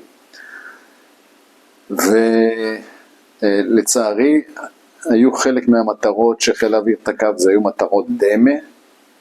חלק גדול מנפילות של מטוסים שלנו היו מטילים שלא ידעו על קיומם ונתקלו בהם במציאות. והכי גרוע זה שטייסות שלמות טסו באותו נתיב ונופל אחד ונופל אחד ועוד מטס וחוזרים ומפילים ככה הרבה מטוסים שלנו בגלל חוסר לא יצירתיות, אבל מין שבלונה שאנחנו טסים לפי הפקודה. בעצם זה חוסר מודיעין. זה חוסר מודיעין שהיה אז מאוד איטי ומאוד מוגבל, עד כדי כך שהוא לא עבר אפילו מספיק בין הטייסות. המעגל הקטן של המודיעין בתוך הבסיס לא הורחב למעגל בין בסיסים, ואחת הסיבות שאבי לניר טס במקום מוכה טילים, S2 פיל אותו אני חושב, בגובה 20 או 10,000 משהו, טס גבוה. לא היה מידע, אנחנו ידענו שאסור. 117 ידעו שבאזור שאבי לניר טס לא טסים כי יש שם טילים, לא טסים גבוה, והוא לא ידע את זה. אז באמת המודיעין הזה היה ממש לא טוב וגרם לחלק גדול מהנפילות שלנו. אנחנו בתור טייסת מיראז'ים בעיקר שמענו את אני לא רוצה לקרוא כישלונות, אבל הבעיות והקשיים שיש לסקיוקים, מטוס שטס לאט וכשהוא מושך לגובה הוא מטרה עומדת כמעט בשביל טיל. ופנטומים שטסו לעומק ופשוט נפגעו. ואצלנו המשימה העיקרית הייתה באמת הגנה גם על שמי המדינה, אבל רוב הקרבות לא היו מעל מדינת ישראל. הם היו בתוך סוריה, בתוך ירדן, וחלקם היו גם קרבות המוניים. זאת אומרת, קרב של שמינייה נגד הרביעייה, או עשרות מטוסים בתוך הכברת הזאת של יש סיפור מפורסם של קרב שמינייה של יהודה קורן ויוחאי אשכול, שהם יצאו באור שיניהם שם, נגד שמינייה של מיגים, כי אתה בסוף, כשאתה שובר עוד פעם ועוד פעם ועוד פעם, אתה פשוט מאבד את המהירות, את האנרגיה, הפוטנציאל, ואתה חייב לברוח הכי נמוך שאתה יכול. זהו, אני הספקתי במלחמה הזאת לטוס שבת, פטרול אחד, ראשון,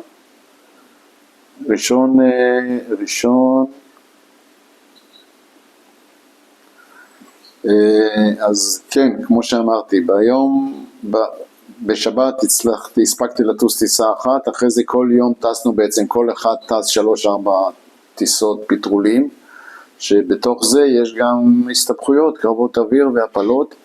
אני ביום הראשון הפלתי באיזשהו קרב של כמה מטוסים, גם כן בדרום רמת הגולן מיג אחד.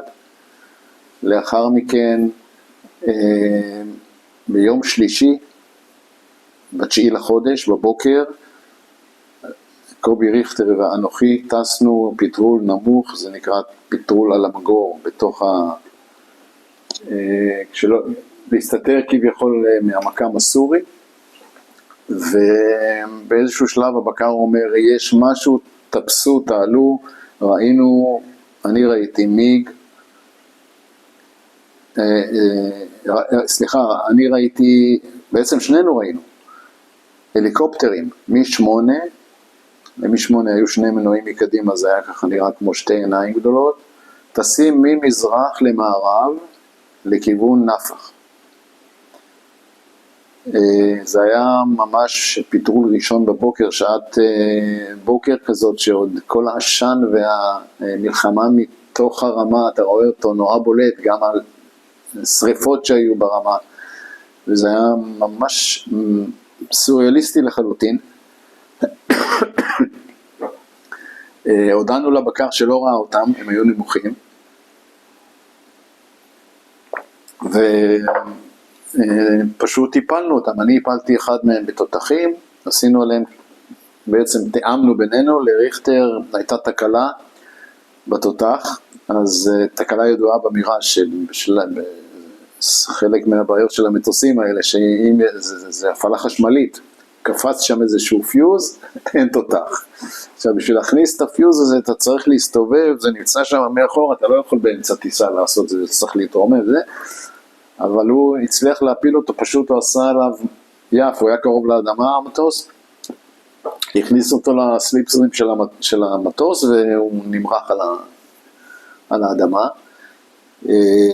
באיזה גובה הייתם שראיתם? כלום, אפס. זאת אומרת, טסנו נמוך, מאוד. באימונים טסים 300 רגל, שזה 100 מטר. הכי נמוך שמותר. במלחמה טסו גם 50 רגל. טסו ממש זה. אבל בקרב הזה אתה צריך, כדי לחזור, אתה צריך לפנות, לטפס, כמו מטוס ריסוס כזה, שאתה בסוף התלם צריך לעלות ולעשות פנייה. אז כן, נחשפנו קצת ליריות כאלה ואחרות שמן הסתם לא פגעו, אבל חזרנו אחרי שהפלנו 2 הליקופטרים כאלה. הייתה לי עוד טיסה באמצע היום, ואחרי צהריים, טיסה אחרונה, טסתי עם אבשה ז"ל, אבשלום פרידמן, שנהרג אחרי זה בתאונה,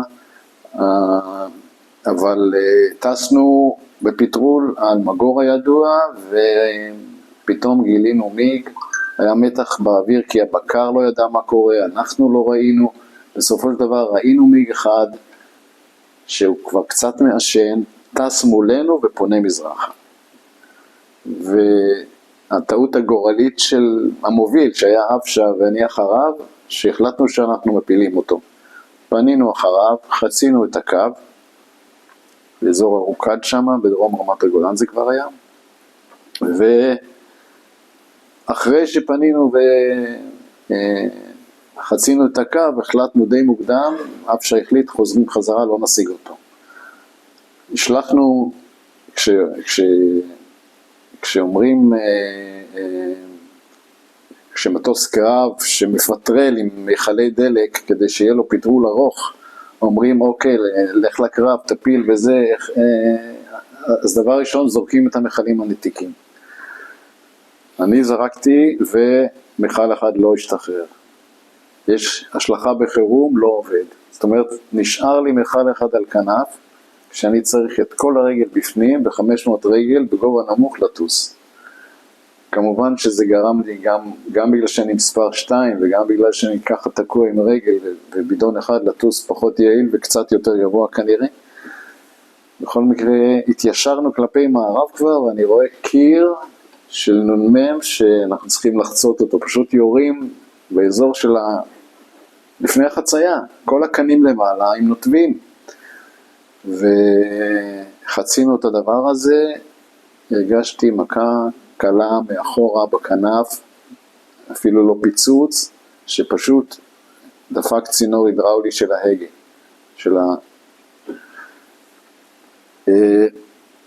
למזלי, ההגה פנה בכיוון כזה שהמטוס הרים את האף. היינו ממש בגובה נמוך. המטוס הרים את האף בחריפות, ונכנסתי לבלקאוט. כשאני שומע שאבשה צועק לי 2, אתה בוער, תנטוש, תנטוש, תנטוש, ואני מנסה להגיע לידית, יש 2 ידיות נטישה, אחד בין הרגליים ואחד מעל הראש. מנסה להגיע לידית עליונה, כי זה מה שעדיף, מומלץ לעשות ככה, אתה מיישר את הגב ואתה מסתיר את הפנים, ואז התותח שמעיף אותך למעלה לא שובר לך את הגב.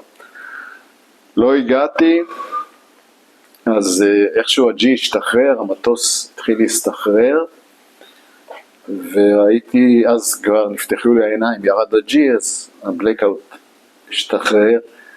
היה לי ברור, אני חשבתי שאני ממש קרוב לאדמה ויש לי כמה שניות, אבל הצלחתי להגיע לידית ולמשוך, ובאמת הנטישה עברה חלק, זאת אומרת, פום פום פום, תוך 3 שניות הנצנח נפתח.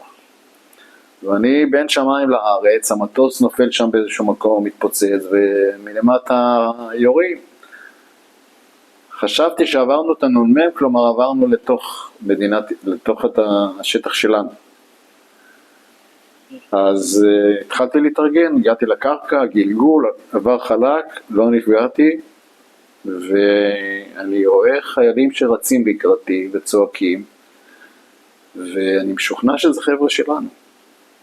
כי נראו אותו דבר כולם, זאת אומרת, מזיעים, וכשהם התקרבו ראיתי זקנים והכל, אבל בין היתר הם גם ירו, ואז הבנתי, אוקיי, זה לא גולני וזה לא חבר'ה שלנו, זה סורים.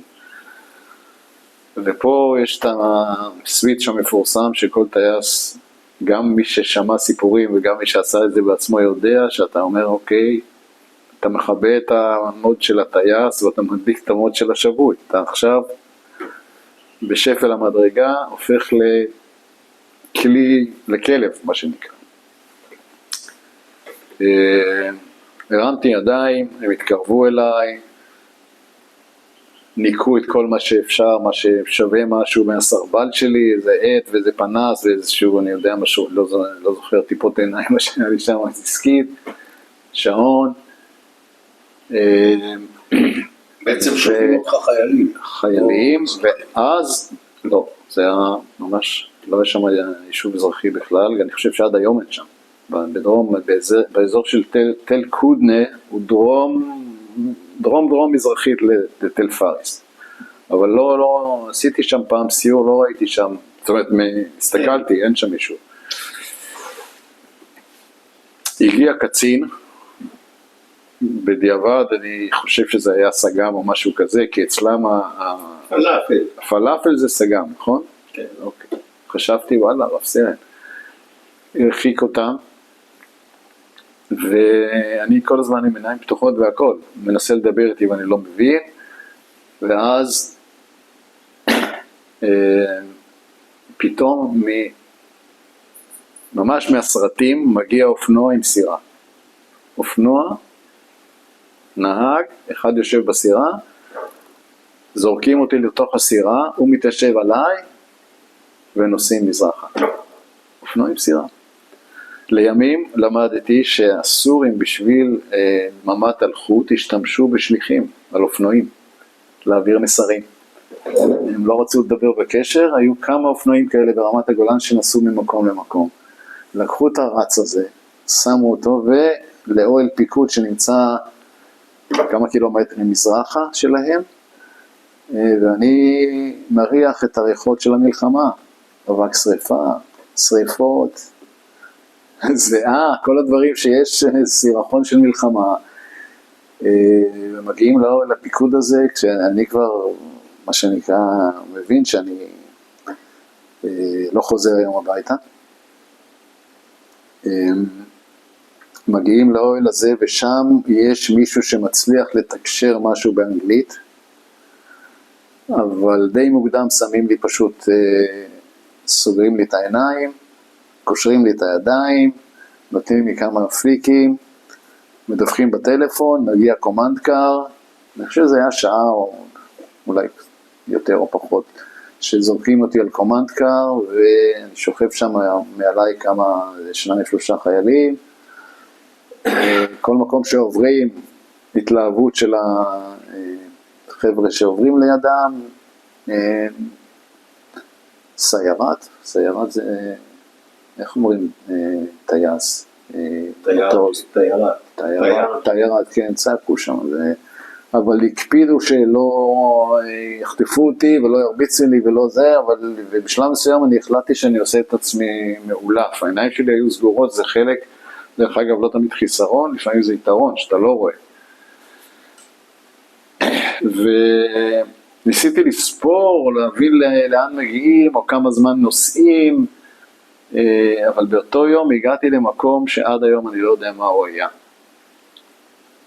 הורידו אותי לתוך תת קרקע, מה שהיום נקרא מנהרות, הכניסו אותי לתוך כלוב שנמצא בתוך מערה, זאת אומרת מערה וסורגים כמו בגן חיות, עם דלת, והיו שם איזה 5-6 תאים כאלה בתוך המקום הזה, שאני לא יודע איפה, ואני לא יודע, אני לא חושב שזה היה קרוב מאוד לדמשק, אבל זה היה כבר בפאתי, ושם התחילו חקירות לא אפקטיביות, אלימות ביותר. זאת אומרת, חוץ ממה שאני אמרתי, שאני מילואים, ושאני צעיר, ושאני לא יודע כלום, ושאני, אז לא היה מידע שאפשר היה, שהרגשתי שהם מחפשים בצורה שיטתית. סתם, פעם בכמה שעות, בא ז'לוב, לקח אותי, אני הייתי מעולף. הייתי במצב ממש לא טוב. טוב, אני חושב שהייתי שם שבוע או 10 ימים. היה לוקח אותי פעמיים ביום למעלה, על הכתפיים שלו, במדרגות, ושם היו פליקים וקצת חשמל וקצת עינויים כאלה, שאתה לא רואה מי מאמור. אתה לא יודע מתי זה יבוא, וזה אחד היתרונות שאתה לא יודע מתי יבוא הפליק. אתה רועד מפחד, משקשק. וזה המקום היחידי שאמרתי, אני במקום שיכולים להרוג אותי. זאת אומרת, אני לא יודע אם אני יוצא מפה. לא נתנו לאכול, לא נתנו לשתות, מכות, עינויים כאלה וחוסר תוכנית. לא ידעתי, ומסביב עוד אנשים שצועקים ובוכים, חלקם אולי היו חיילים בכלל שלנו שלא יודעים בכלל מאיפה, מה הם עושים פה. החיילים לא קיבלו תרגיל שבי. הם לא קיבלו, אחד הדברים שמאוד עזר לנו בשבי זה במאי שוחררו שבויים של מלחמת ההתשה מסוריה. הם עשו סיורים, מאי 73, הם עשו סיורים בטייסות. בועז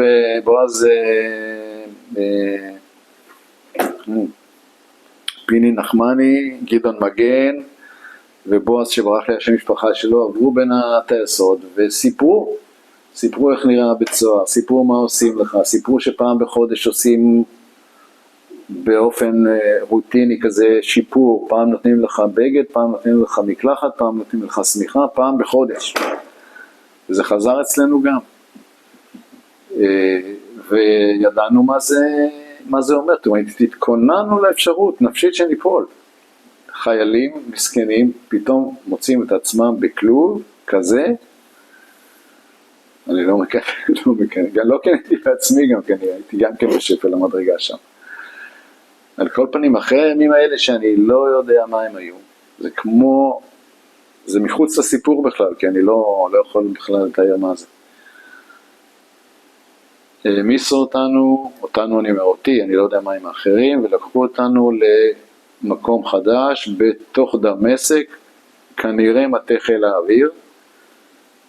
במרתף היו תאים, צינוקים כאלה, לבן אדם בודד, עם בטונדה כזאת לישון, ושירותים בול כלייה כאלה וזהו.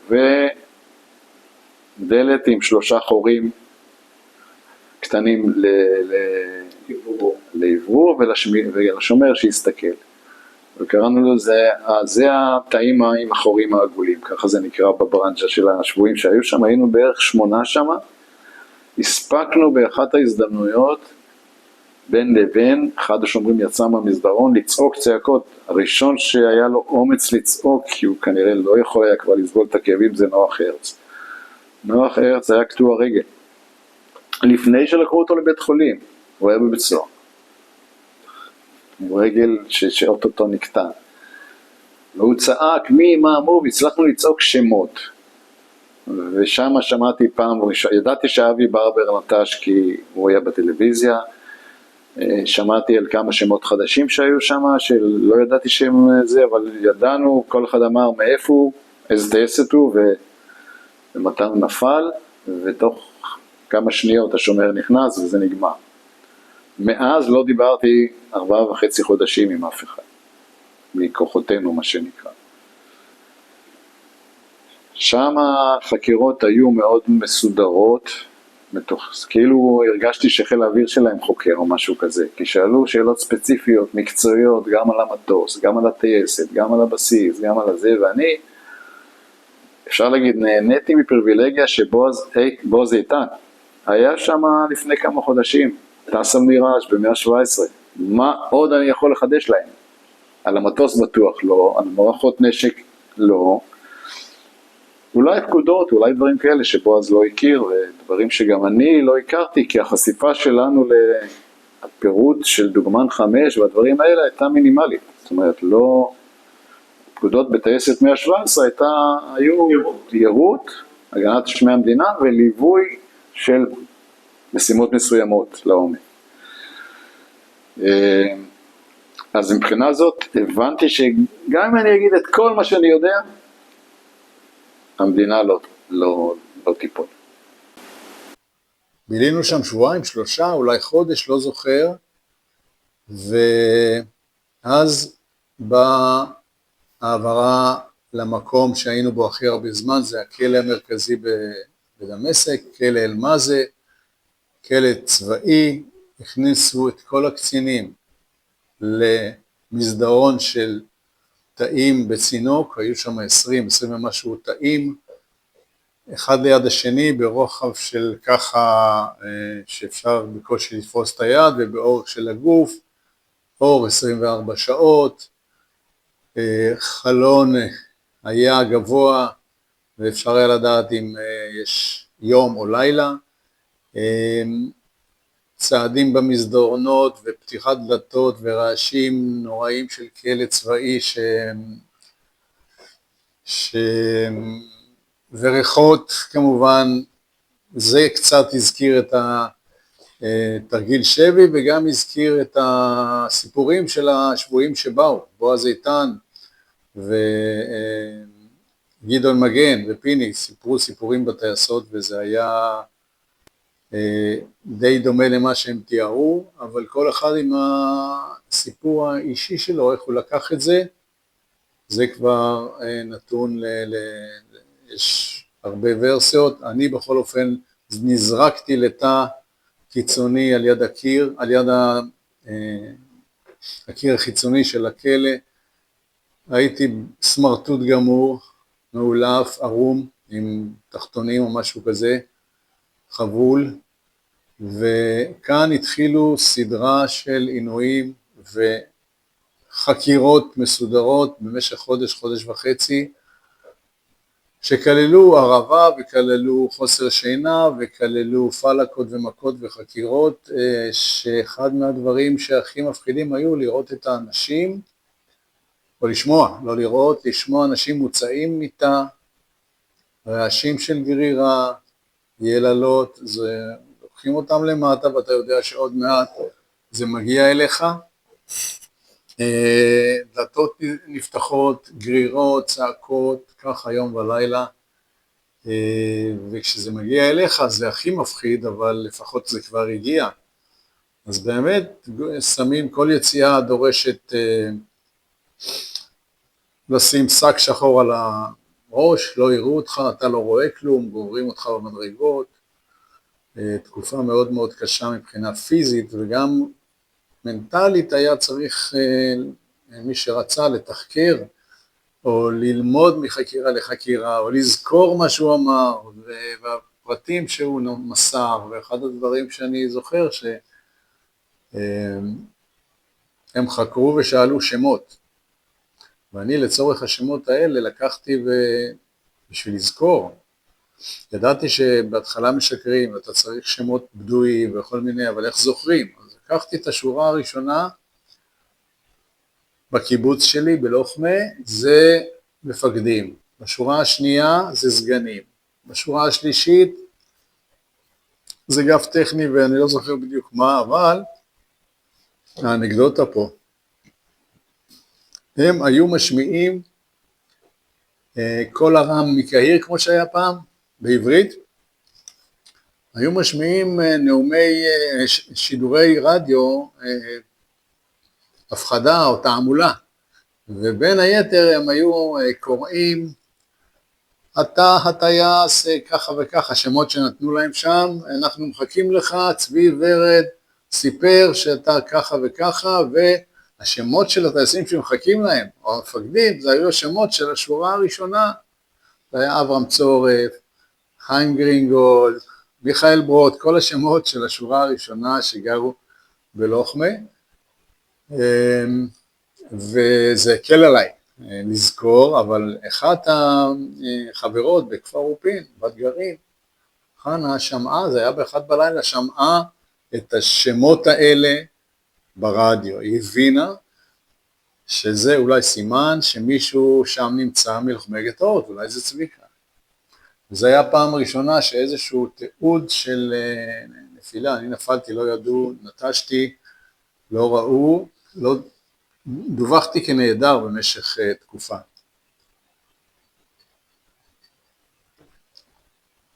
בעצם 4.5 חודשים, נהדרתי,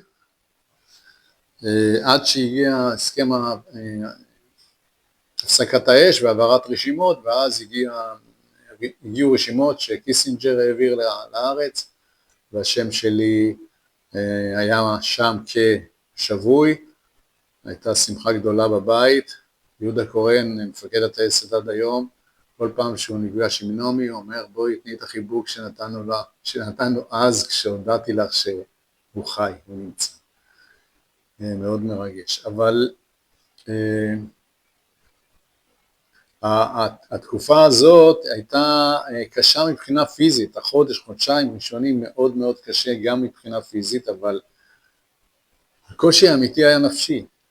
אנחנו לא ידענו כלום, היינו מנותקים מהעולם, לא דיברנו עם אף אחד, לא יכולנו להתחלק, היינו בודדים, בלי מידע ובלי ידיעה, וחשש גדול, בזמנים מסוימים אפילו לחיים, אבל יותר מאוחר, מה הולך להיות? מתי אני רואה מישהו? מה קורה בבית? האם נעמי שהייתה האחרונה בשיכון, והגיעה עם האוטובוס, זה לא ידעתי, לימים סיפרה לי שהייתה באוטובוס של פינוי משפחות מחצרים באוטובוס, של נשים ומשפחות. מתי מגיעים לכפר אופין אחרי שמפזרים את כולם בכל הארץ? האוטובוס שנוסע לקח לה חצי יום, אולי יותר, אפילו להגיע לכפר אופין, אבל היא מהר מאוד עברה היא לא יכלה לסבול את הנתק מהמקור מידע, ולכן היא עברה די מהר חזרה, וגם נתנו לה דירה בבסיס,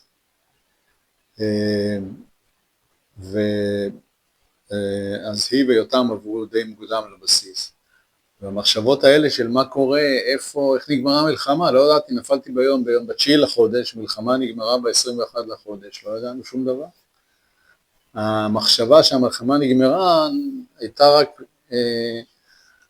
לאור הרעשים ששמענו, מטוסים שהפסיקו לטוס, בומים שהפסיקו להיות בסביבה של נ"מ או דברים כאלה. יחד עם זה בומים אחרים של תותחים רחוקים, אולי צה"ל להתקרב, בדיעבד זה מה שהיה. צה"ל להתקרב 40 קילומטר פנימה חאן ארנבה, ושמעו את התותחים בדמשק. התקופה הזאת הייתה ממש קשה, שבסופה יצאתי ממנה בסדר, אבל גם מבחינת הנזק שזה עושה גופנית, אנשים, גבי גרזון מאותן פלקות שאני קיבלתי, והיו לי שלפוחיות וזיהומים, ולא יכול לעמוד, אז גבי גרזון חטף שם נמק, גינגרנה, שבסופה נגדעה הרגל שלו בבית חולים מתחת לבטן, זה עניין של, ואם עוד קצת הם לא שמים לב. באותו שהביא אבי לניר, אפשר להגיד נרצח, הרגו אותו בעינויים, הרגו את אבי לניר בעינויים.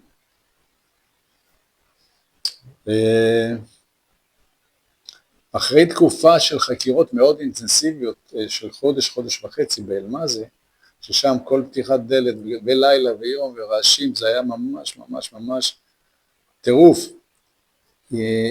הייתה גם רגיעה שגם היא יצרה לחץ, משאירים אותך כמו כלב בתא, לא מדברים איתך, לא מכניסים לך כלום, פעם ביום זורקים לך איזה צלחת, אולי פעמיים אחרי זה. השיפורים האלה למדנו מבועז ופידי וגדעון, כל חודש פתאום קורה משהו, אז אחרי חודש עוד חולצה, אחרי חודש סמיכה, אחרי חודש מזרון, אחרי זה מקלחת, אחרי 3 או משהו חודשים.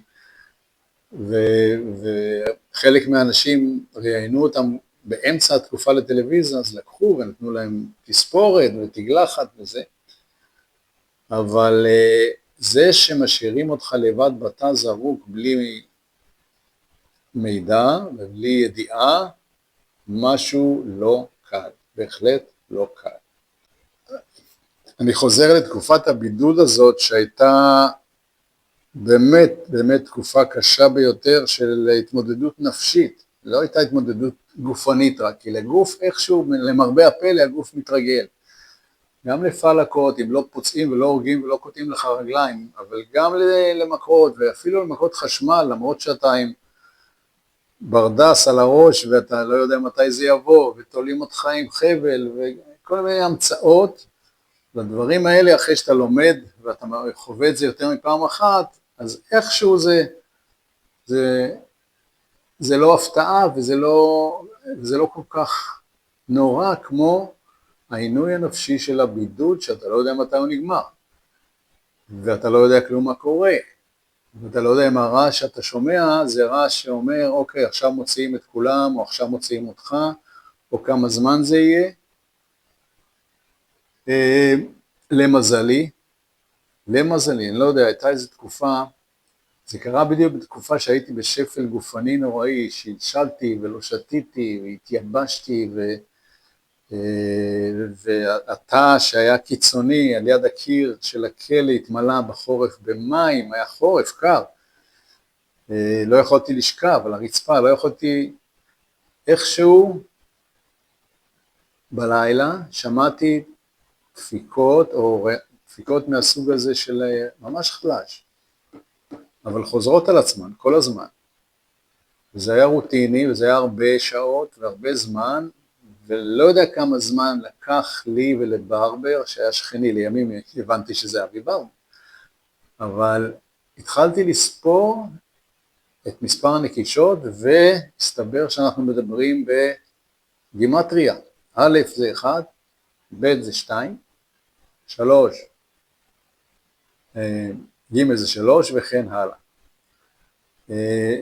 כמובן שכף זה לא 20 אלא 11 ומ' זה 12 וכן הלאה, עד התף זה לא 400, התף זה 22, אבל גם אותו קיצרנו לימים שהכללנו את זה, והתחלנו לדבר בדפיקות בהתחלה ככה, על הקיר, קיבלנו פה, אני לפחות קיבלתי הבלות, ועד מהרה המצאנו כל מיני פטנטים של, עם חרצני זית ועם דברים שהיו לנו, דפקנו, זה היה מאוד עדין ומאוד שקט ורק אנחנו שמענו, אבל התחלנו לדבר, והשאלה הראשונה, מי אתה?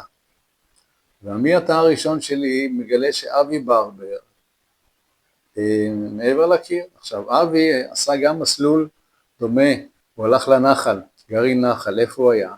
גרעין נחל, כפר אופין.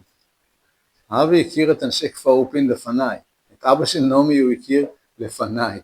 הוא היה פה בקיבוץ, בנחל, הכיר את שייח ואת כל החברים, והיה לנו ימבה של נושאים לדבר, וגם המון זמן. זאת אומרת, שואלים, איך הייתה לך, איך מדברים? משפט לוקח רבע שעה. אז באמת השפה הזאת מבוססת על עודף זמן גדול, ודיברנו על הכל, וחודש אחרון, אני חושב שזה היה חודש, שברבר ואני תקשרנו, היה עוד בחור שהוציאו אותו מהתא, כי הוא היה חייל, סמל, הכניסו אותו בטעות, יגאל חבקין, והוא זה שיצר את הקשר הראשוני עם ברבר, כשהוא הלך ברבר, ואז ברבר מעבר לקיר אני הייתי, וסיפרתי שזה היה בתקופה שהייתי בשפל שם, בתוך מים וזה, הם החליטו להעביר אותי, ואמרתי, אני מעדיף, תשאירו אותי פה, אני חייב, תשאירו לי את הקיר לדבר איתו, עם אבי. למזלי, כי רב העבירו אותי לצד שני של אבי. יגאל יצא, אותי הכניסו לשם, ואיזה פלא. לא ידעתי שזה אבי, התחלתי לדפוק, הוא ענה לי, תנח, עובד, הקיר מדבר, וזה היה הבדל מהותי, בכל מה שקשור. אבי נפל ביום השני, אני חושב ביום ראשון, זאת אומרת ביום ראשון של השבוע הוא נפל, אני נפלתי ביום שלישי, אז יכולתי קצת להשלים לו מידע, אבל כן, נוצרה בינינו חברות וקשר שאפשר לשתוק עליו הרבה שנים ולהישאר חברים. סיפורים על המשפחה, וזה כמו שעכשיו אנשים מספרים שהם בעזה שם במנהרות הכירו את המשפחות דרך והמשפחות הכירו את האנשים, זה בכלל אוקטובר 73, 2023 זה סיפור, היום הסיפור שלנו נראה סיפור של בריאות יחסית למה שקרה שם. אז דיברנו, ואז אחרי מספר חודשים, זה היה 4.5 חודשים, אמרתי קודם, היה הסכם הפסקת אש, קיסינג'ר הגיע לאזור, העבירו רשימות, ואת כל הקצינים איחדו בחדר אחד. אני זוכר שדפקתי לברבר משמחה, שמעתי דלתות נפתחות בקצה המסדרון, ולא נסגרות. גוררים משהו, בדיעבד גררו את המזרון שהיה בחדר, או סמיכות, והעבירו אותנו לעולם אחד, שהוא כולה היה, אני חושב 5 על 3, או משהו כזה, לא זוכר, משהו שהיום, אז זה נראה לנו ענק. ישנו 22 אנשים, מזרון להיות מזרון, היו בפנים שירותים, בתאים, באלמה זה לא היו שירותים. בשביל לצאת, אני מתכוון בבידוד, גם זה היה באלמה זה. בבידוד לא, בשביל לצאת לשירותים היית צריך לחשוב פעמיים, כי היית צריך לחכות לזה, למשמרת של הסוהר שאתה סומך עליו, שהוא יקה אותך הכי פחות, שמים לך על הראש ברדס, מובילים אותך לקצה המסדרון, ואתה קורע, ובמקרה הטוב הם סתם מסתכלים, ובמקרה היותר גרוע משפריצים עליך עם צינור, חוויה לא משמחת, אבל אחד השיפורים זה כשהעבירו אותנו ביחד, היו שירותים. גם זה לא כל כך סימפטי, שכולם יושבים באותו חדר עם שירותים, שאתה נכנס לצרכיך כל החבורה בהאזנה, אבל זה היה פינאץ. אז ביום הזה אני שומע דלתות ואני כותב, אני דופק לברבר, היום נפגשים, אז היה, אני חושב שזה היה בלילה. שמחה גדולה, פגישה מטורפת של התרגשות, אנשים הכרתי ולא זיהיתי פשוט, גם בגלל זקנים, אבל גם בגלל מצב תזונתי והכל, אבל היינו 22 אנשים, קצינים, מתוכם היו גם, נוסף לזה היו גם 2 קציני שריון, דני ואמנון שנפלו בשבי, היה לואי, קצין, היה רופא, לואי, רופא, אז הוא היה זקן, הוא היה בן 35, אני יודע, רופא בחרמון, מילואימניק, שביום הזה הלך לעשות מילואים בחרמון, עולה מדרום אפריקה, נפטר רק לאחרונה, אבל איך הוא החזיק שם, אני לא מתאר לעצמי איך הוא עובר אדם שלא הכינו אותו לכלום, לא ציפה ולא חלם ולא זה. איש גיבור. ועוד קצין היה עמוס לבנברג עם הסיפור הידוע שלו, אבל כן, ברגע שהתאחדנו, אז הקבוצה ביחד התחלנו לנהל חיים של בית ילדים בקיבוץ, או חברת נוער בקיבוץ, עם כל מה שקשור בזה. שיפרו לנו את התנאים כל הזמן, דרשנו, קיבלנו, או לא קיבלנו, אבל אז הייתה תקופה שבסך הכל נשאר לנו לעשות טוטו, מתי חוזרים. היו כאלה שהאריכו 2, היו כאלה שאמרו חודשיים, בסופו של דבר, אחרי תקופה של עוד 3.5 חודשים בשיתוף הזה, בא השחרור, ולגבי חיים ביחד, יש הרבה לספר,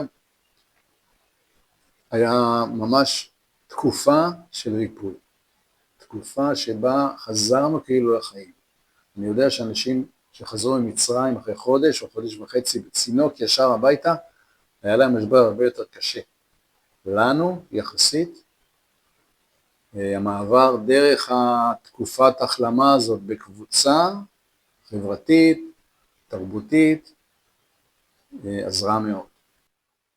אחרי שנשלחו הגלויות האלה, בעצם זה היה קשר, לא ידענו אם מגיע, מה לא מגיע, כמה מגיע, היו עוד פעם או פעמיים שכתבנו, היו עוד כמה פעמים שקיבלנו, ולקראת הסוף, ממש חודש וחצי לפני הסוף, התחלנו לקבל גם אוכל שהגיע מהבית שנצבר במחסני הכלא, חגגנו שם חגים, היה לנו לפסח גפילטע פיש מקופסאות מהארץ.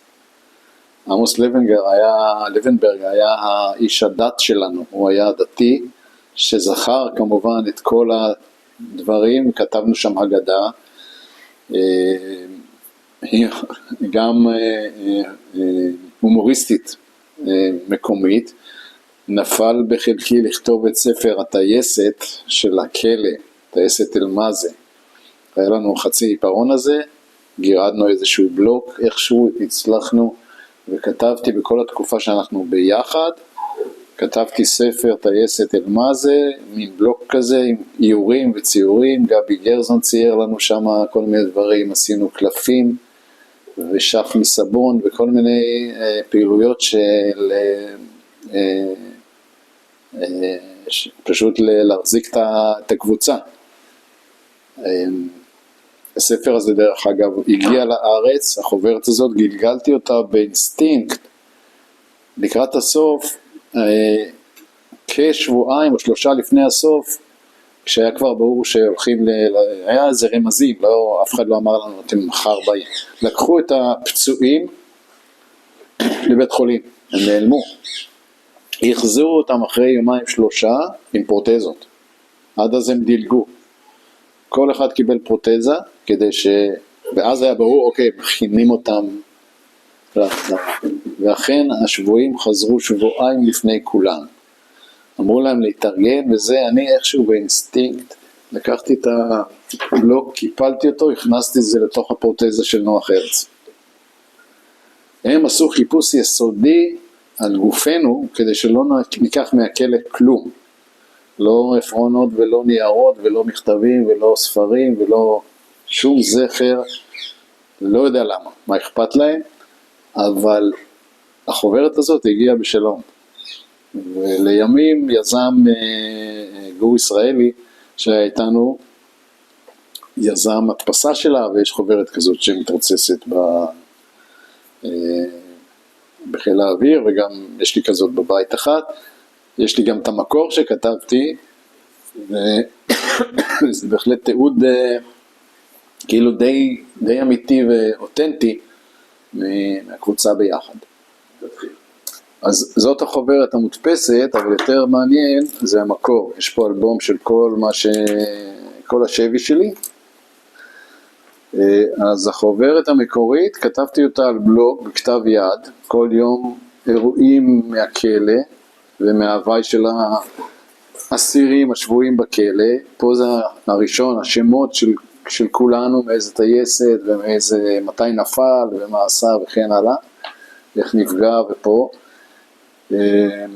ולאט לאט נצבר חומר, גבי גרזון הוסיף לזה ציורים כאלה יפים, חלקם היו מצוירים, פה זה עמוס, זה רוקח, מתווכחים ביניהם מה מותר ומה אסור להגיד לנציג של הסורים. רוקח בגלל שהיה לו קרחת והיה לו שפם, הוא היה נציג שלנו כלפי הסורים. עמוס היה מתרגם שלו, כי הוא ידע ערבית. והוויכוח ביניהם מה להגיד ומה לא להגיד. פה גבי עשה קלפים. הדמויות האלה זה החבר'ה, זה אני. צייר קלפים, כל אחד קיבל את הנסיך ואת המלכה ואת הזה. זה חוברת שהברחנו אותה ברגע של שנייה ככה שהפצועים חזרו לארץ, הושחלה לתוך פרוטזה של נוח הרץ והגיעה כמו שהיא לארץ, וזה המקור שלה. הודפסה על ידי חיל האוויר, גורי ישראלי יזם את זה. זה דרך אגב תמונה של אלמזה של הכלא פה. זאת השכונה וזה הכלא. פה ידיעות מהעיתונות שהייתה על חבר'ה שנפלו פה, אבי ברבר אני חושב, וגור ישראלי. אז כמו שאמרנו, החוברת חזרה לארץ יחד עם הפרוטזה של נוח הרץ. בשבועיים שהשבועים יצאו, הם הביאו לנו את כל הספרים ששלחו לנו. בשבועיים האלה אף אחד לא דיבר. כולם ישבו וקראו ספרים באטרף, כי לא קראנו, חצי שנה אף אחד לא קרא עיתון, לא קרא כלום. ספרים סתם, ספרי קריאה. זה היה מדהים, איזה שקט הסתרר, כולם קראו ספרים. פשוט החסר הזה כנראה כל כך, אנשים היום אולי לא מבינים מה זה ספרים, אבל העובדה היא שהם נתנו לנו את זה רק לשבועיים האחרונים.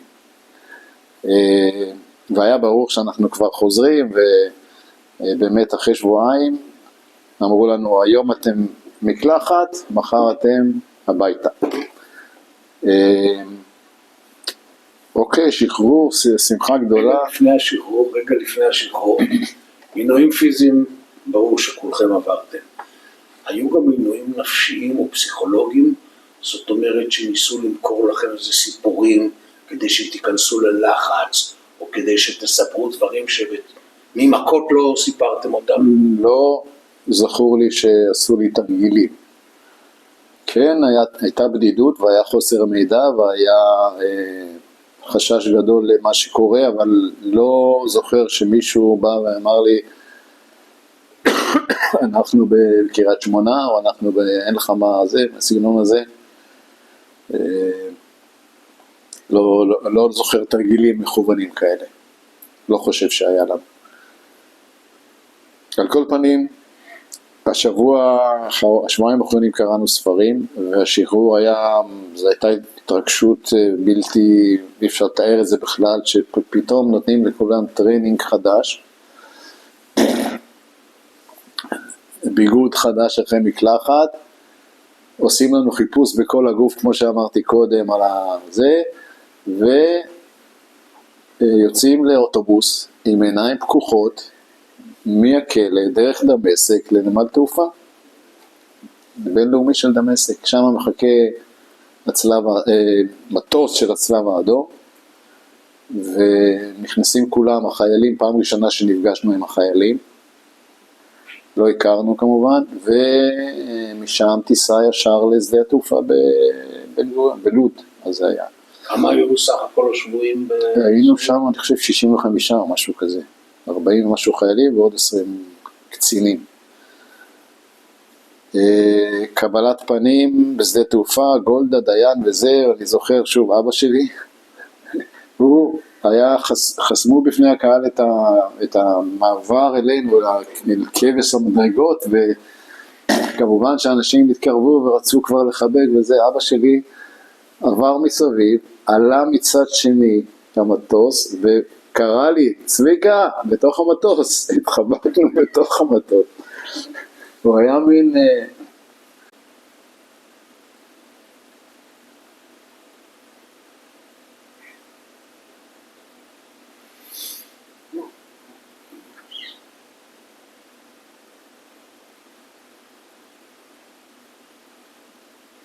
זה הפאוז לזה.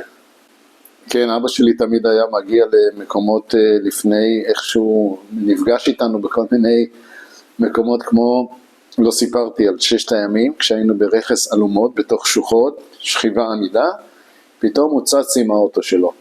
אף אחד לא יודע איפה אנחנו, אין טלפונים ואין תקשורת, הוא הגיע. אולי בגלל שהוא היה חבר של יגאל אלון, שהיה משהו בביטחון, משהו בוועדת ביטחון, גילה, הגיע, הביא חבילות מהקיבוץ לגרעין של הקיבוץ. זה מזכיר לי גם הסיפור שלו כשהגלו אותם לסיביר, את המשפחה, היו צריכים במקום מסוים להחליף רכבת, ובמקום הזה היה אחד האחים שלו, שבאותה תקופה, באותו יום לא היה בעיירה. והיו, הם אמרו, איך אנחנו דואגים שיבוא לרכבת שלנו.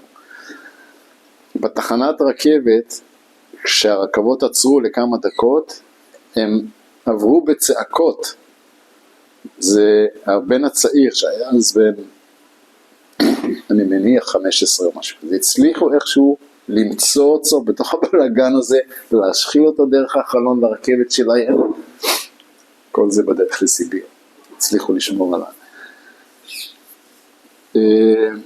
אנחנו נחתנו בשדה התעופה לוד, שמחה גדולה עם כל החשובים, ומשם טסנו באותו יום לרמת דוד, ששם שוב קיבלו אותנו מי שלא היה בלוד, ומכאן התחיל שבוע של קבלות פנים, בבסיס, בטייסת, בכפר אורפין, בלוחמי גטאות, בזה אחד הדברים החזקים שאני זוכר,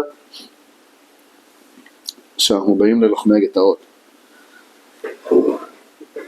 צביקה בשן שנהרג ביום כיפור, לא היה, אבא שלו בא אליי, מחבק אותי, אני עד היום זוכר, זה זוג ששניהם היו באושוויץ, אבא שלו ואמא שלי, אני זוכר אותו מחבק אותי,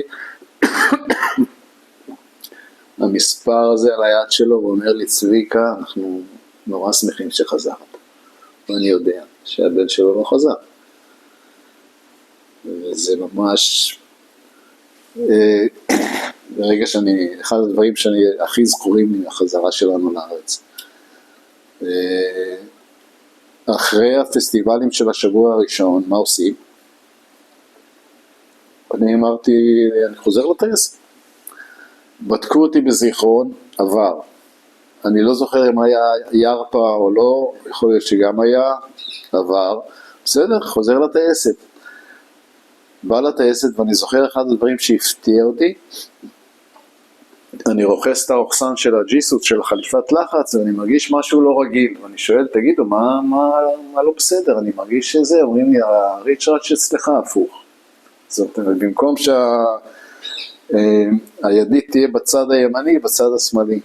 זה כל כך היה טבוע בטייס, שהוא רץ ולובש את הג'יסוס הזה, ויודע, זה צריך תוך כמה, בכוננות אתה צריך לרוץ עם זה, שעד היום אני זוכר זה שהרגשתי שמשהו לא בסדר בג'יסות אחרי 8 חודשים של שבי. אבל טסתי טיסה ראשונה בדו מושבי, ואחרי זה כמו חזרתי לתוך ימים לטיסה למבצעי לגמרי, ועכשיו אוקיי, מה התוכנית הלאה? ממשיכים בחיל אוויר, חיל אוויר הוציא לימודים גם למי שחזר משבי, והיו כאלה שנמשו את זה. אנחנו אמרנו לא, אנחנו נחזור, נעשה הפסקה, עברנו אירועים, נלך לקיבוץ. לאן הולכים? כפר אורפין או לוחמה, אז החלטנו לכפר אורפין, גם בגלל הקשר לכפר אורפין, וגם בגלל שלפחות נעמי מכריזה על עצמה שהיא לא קיבוצניקית, היא מכפר אורפין. היא פה לא בגלל שזה קיבוץ, זה למרות שזה קיבוץ, זה הבית שלי. ואמרנו טוב, ננסה, שנה פה, שנה שם. אני נקלטתי פה די מהר, נכנסתי לעבוד בחקלאות, הייתי גדשניק, ניהלתי את הכותנה, ניהלתי את הגדש, וב-78 סוגרים את המיראז'ים ב-117. אין לי איפה לעשות מילואים. חלק גדול מהטייסים של 117 עברו עם המטוסים דרומה לאיתם או איפה שזה היה. חלקם התפזרו בין טייסות אחרות.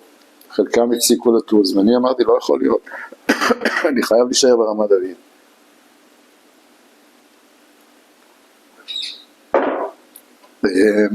באותה תקופה שסגרו את 117 מיראז'ים, אמרו, בואו נקים גף יירוט של כפירים, שיהיו בתוך 109, שזה הייתה אז טייסת כפיר.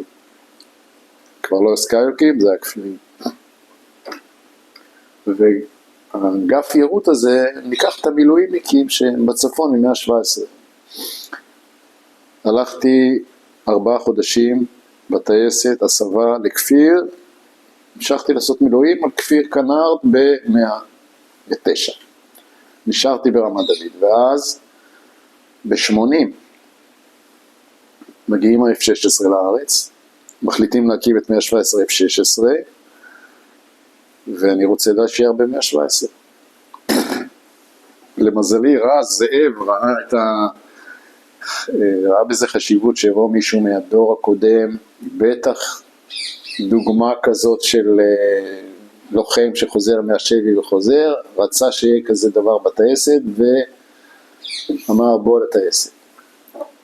אני הולך לקיבוץ, אני אומר חבר'ה אני צריך ללכת לעשות הסבה ל-F-16 אבל זה לא חודש, דורשים ממני 3 שנים. באותה תקופה אני זוכר שבאו ואמרו לי בוא תהיה מזכיר של הקיבוץ. ואני כולה 5 שנים, אז אמרתי אני לא מסכים כי אני לא מתאים, ואני לא מתאים כי אני לא מסכים. אבל אתם יודעים מה, בואו, אני תמיד הולך עם מה שחשוב למדינה ולקיבוץ ולחיל האוויר, בואו נביא את מפקד הבסיס, שידבר באספה.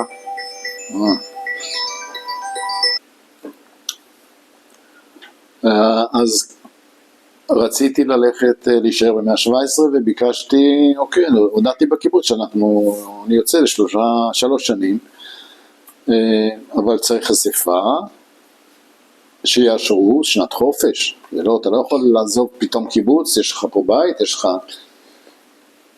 הייתה אספה וספקטור בא לאספה, מפקד הבסיס, לדבר ולשכנע שנדרשים טייסים שרוצים לטוס ב-F-16. יש חשיבות גדולה לכן הלאה, כמו שספקטור יודע. ובסופו של דבר אישרו לי, זה היה ברור שזה יאושר, ולקחנו את המשפחה, אז היינו 2 ילדים, עברנו לרמת דוד. הילדים שלנו, אחד נולד ביום כיפור ב-72, הוא היה בן שנה. כשאני חזרתי, נחתנו ברמת דוד, הלכנו לשיכון, והוא רץ אליי, קפץ אליי, אמר אבא, וכאילו לא נודע שבא אל קרבו כל השבי הזה. הוא לא יודע שהייתי בשבי, הוא לא זוכר שום דבר. בן שנה המשיך מאיפה שהפסקנו. חלק מזה אני זוקף לזכות אבא שלי, שאם תראה תמונות שלו, וואלה, קופי שלי. והוא היה די הרבה שם, באותה תקופה, הוא כל שבוע ביקר.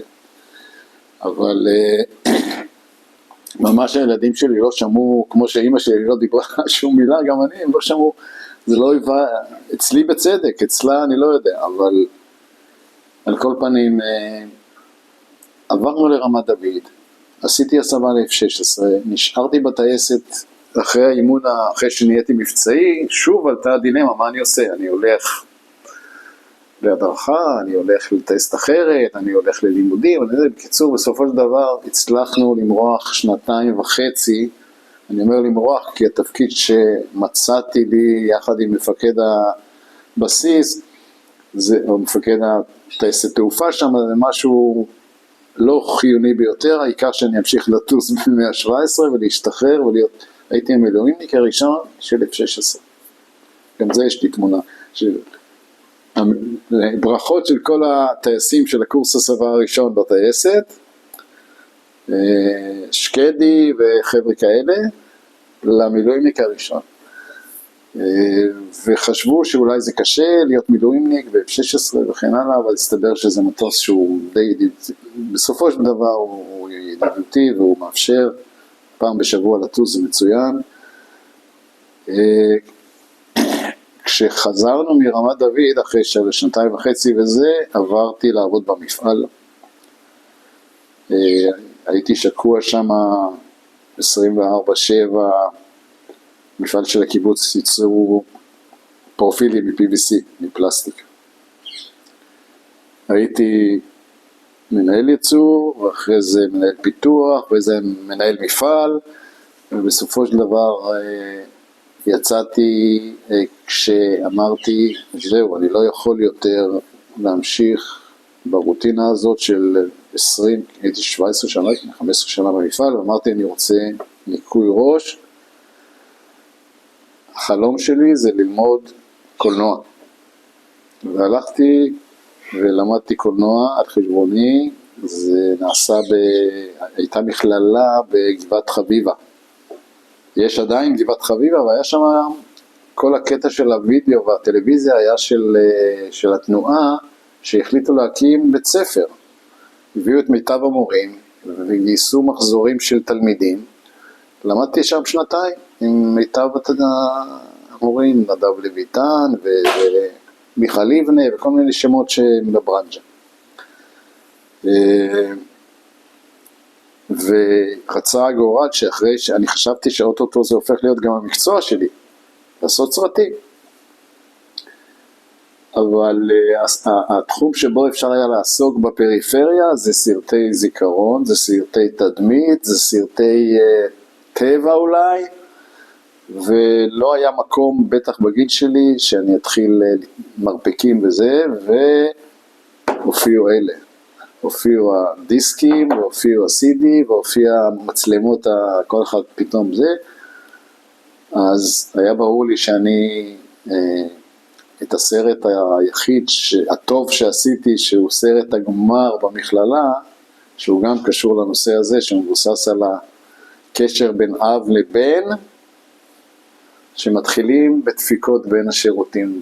זה סיפור שלקחתי מכמה סרטים, ציטוטים מכמה סרטים ביחד, על סרט נחמד של חצי שעה, שבו יש גם תקשורת דומה למה שהיה לנו בזה. נו, מה יהיה איתה? לי. אז הסרטים האלה שהיו בהתחלה משאת נפשי, חשבתי שאני הולך להיות במאי סרטים ולעבוד בתחום, מהר מאוד גיליתי שזה לא אפשרי באזור, לא תכננתי לעבור ולהיות בתל אביבי שעושה סרטים. אז חזרתי לתעשייה בתור פרויקטור שעשה במפעל כמה דברים, בין לבין הלכתי עוד ללמוד תואר ראשון בכלכלה ומחשבים, אני מדבר על גיל 50 פלוס, 55, אחרי זה עשיתי תואר שני בחיפה, משהו שקשור בניהול ושלטון מקומי, בסופו של סיבוב כזה של בין המפעל עם הלימודי קולנוע והלימודים האחרים, הגעתי לריכוז המשק, ניהול הכלכלי של כפר אופין, ניהלתי פה את העניינים 8 שנים, משבר גדול כלכלי שהיה לנו באמצע, פשיטת רגל של מדגה, פשיטת רגל של מפעל, דברים שהיה צריך לנהל אותם, ואחד הדברים שתמיד נפגשתי עם אנשים מגבילים לי, היו לנו שותפויות למשל עם מגן מיכאל, מדגה, הגזבר שם, הבן של חנקין, עודד חנקין, הבן של אהוד חנקין, היה גזבר, אני שואל אותו, עודדי, תגיד, אתה יודע מה זה תזרים שלילי? אתה יודע מה זה לנהל חשבון עם מינוס? לא, אני רק מטפל בהשקעות, אני מתעסק עם מניות, אני בונה את העתיד של זאת אומרת, זה אומנות לעשות משהו, לנהל משהו כזה, שאתה כל הזמן בחוסר, אתה צריך להיות וירטואוז הרבה יותר גדול מאשר עודף אתה עושה טעות, לא קרה כלום, אז יש לך פחות. ומול חברים, היה פה אירוע ממש שהיה צריך בקיבוץ, אנשים לא מבינים תמיד איך אתה יכול לנהל את המערכת הפיננסית או הכלכלית של קיבוץ, שאתה יודע שחלק מזה זה תלוי בחברים של הקיבוץ.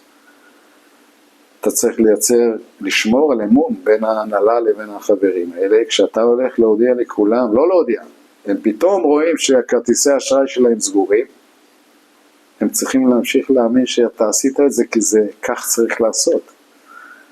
והיה לנו משבר כזה שהיינו חייבים להפסיק לאפשר לאנשים למשוך כספים. בעקבות המשבר הזה הקהילה התחזקה, הקיבוץ הזה קולט, ראיתם בטח בנייה בכניסה, אנשים באים לפה, למרות שאין לנו פלסון ולמרות שאין לנו מפעל, אנשים באים לפה, בונים בית, משקיעים, ומבחינה חברתית המצב הוא השתפר מאז, הרבה יותר מאשר היה. בדרך יש הפרטה ויש שיוך דירות ויש פרצלציה ומגרשים, והקיבוץ הוא כבר לא מה שהיה פעם, מה שאבא שלי חלם עליו, אבל זה הדבר היחידי שהציל את הקיבוץ. ההיפרדות הזאת מהשוויון והשותפות ומהדברים האלה שקשורים. אז יש לנו תרבות משותפת, ויש לנו חינוך משותף, ויש לנו קהילה שממש מאוחדת, לויאלית. מבחינה זאת המצב פה הוא מצוין. ואיך זה להזדקן פה ביחס לזה? אז קודם כל, אחד הדברים שעשינו בשינוי הגדול, שבו אנחנו אמרנו, אוקיי, אנחנו מפריטים הכל, נתנו את המשקל, הזקנים קיבלו הכי הרבה. זאת אומרת, הם היו חייבים כדי הרי הם חשבו כבר על הירושה, הם חושבים מה הם, ואתה לא, וקיבוץ שיתופי אין לו כלום. הוא לא מוריש כלום. אבא שלי כדי לעזור לי היה צריך לבוא עם ביצים ואבוקדו לרמת דוד, או לא היה צריך, אבל לבנות שלו היה צריך להביא פרודוקטים שהוא אסף בשטח, כי אין כסף, אין לך. השינוי אפשר לאנשים לא רק לעזור גם כספית, כמו שאני היום יכול לעזור לילדים שלי, אלא גם להוריש. יש לך נכס פה, הבית הזה, המגרש של חצי דונם הוא שלי, יש לך איך להוריש אותו, אבל להסביר את זה לאנשים מבוגרים בגיל 70-80, נורא קשה, כי הם רוצים עכשיו בחייהם. לצערי לא כולם ראו את זה בחיים, אבל בסופו של דבר השינוי הזה עבר אצלנו בשנת 2000. עשינו את השינוי, ההפרטה המלאה שבעצם, אז עכשיו זקנים היום, אין פה בית זקנים או בית סיעודי, כי עדיף לכולם להיות עם מישהו בבית. זה עדיף גם אני חושב בקהילה בכל מקום, עדיף שיהיה לך פיליפיני או מישהו שיסעד אותך בבית ותישאר בבית שלך מאשר תהיה בבית סיעודי. אני לא מדבר על בית מהסוג של כזה של מעון יום כזה, אלא בית סיעודי מלא, עדיף שיהיה לך בבית, ובאמת ככה אצלנו המבוגרים, הזקנים, יש אישה בת 100 שיש לה עוזרת.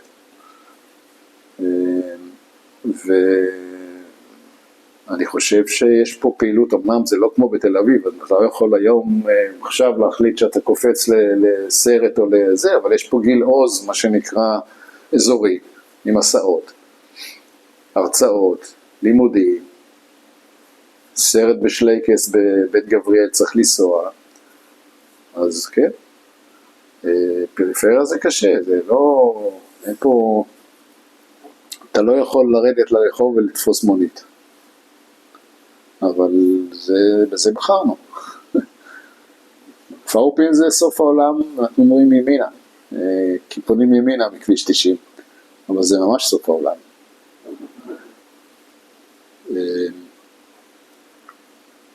מה עוד? ספר לנו על המשפחה. המשפחה. אנחנו, נעמי אשתי בת כפר-אופין, התחתנו ב-71, בן ראשון נולד ב-72, ואחרי זה סולי שהייתה פה עכשיו, הבת השנייה נולדה ב-75. עשינו, שניהם עברו איתנו לרמת דוד ב-80. משם חזרנו עם 3. נולדה טליה ב-82, מלחמת לבנון, אני 16 כבר, בשביל חיל האוויר זה היה תרגיל, זה לא היה מלחמה, זה היה מבצע. שבוע ימים חיל האוויר גמר את האופרציה שלו, טסתי בלי חשש ובלי מורא, כמו טייס, כאילו, ניגשתי בכל זאת לפקד הטייסת ואמרתי לו, שמע, אני חושב שאני בסדר, אבל אני לא יודע אם יקפוץ לי איזה פיוס בגלל שבי, סוריה, תשים מעל סוריה, לבנון. אבל עברתי את זה בלי שום, והיה לנו גם עדיפות אדירה מבחינה זאת שתוך יומיים חיסלנו את כל הטילים שם. יש אנשים שאומרים, קראתם לטליה כי נולדה ביום של המבצע של הטילים שחיסלו? לא. טליה כי נעמי רצתה שיקראו לטליה, האחרון נולד ב-85 זה גיורא. יש לנו all and all 14 נכדים ביולוגיים, 7 מהם 2 בנות גרות פה, אחד בדירה ירשנו, נעמי ירשה את הדירה שלה, אפרופו הפרטה ושיוך מגרשים והורשה, נעמי עם אחיה ירשו את הבית של ההורים, היום טליה גר שם, יש לה מגרש, ויש לנו עוד ילד מאומץ גם שהיה פה בחברת נוער והתחבר אלינו ונשאר בקשר, היו פה השבת עם עוד 3 נכדים, שהוא בין הילדים שלנו אח, מה שנקרא בקבוצה של האחים,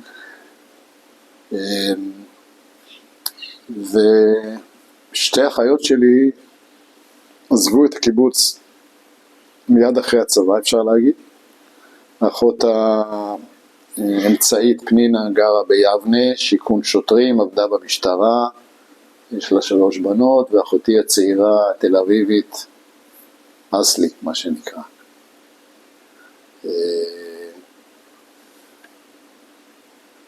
זהו, סך הכל אנחנו משפחה יחסית, אני בתור בן לוחמה, היו לי סבא וסבתא. הייתי חריג יחסית. מאוד. הם באו לבקר, אני נסעתי לתל אביב, היו לי דודים, להרבה מהדור שלי אין את זה. אז כל המשפחה, הצד של אבא שלי היו, אפילו כשנסענו לארצות הברית ב-75 פעם ראשונה, עוד ביקרנו משפחה של האבא שלי שם, שגרו חלק בבוסטון, חלק בניו יורק, וזה משפחה גדולה שנשארה.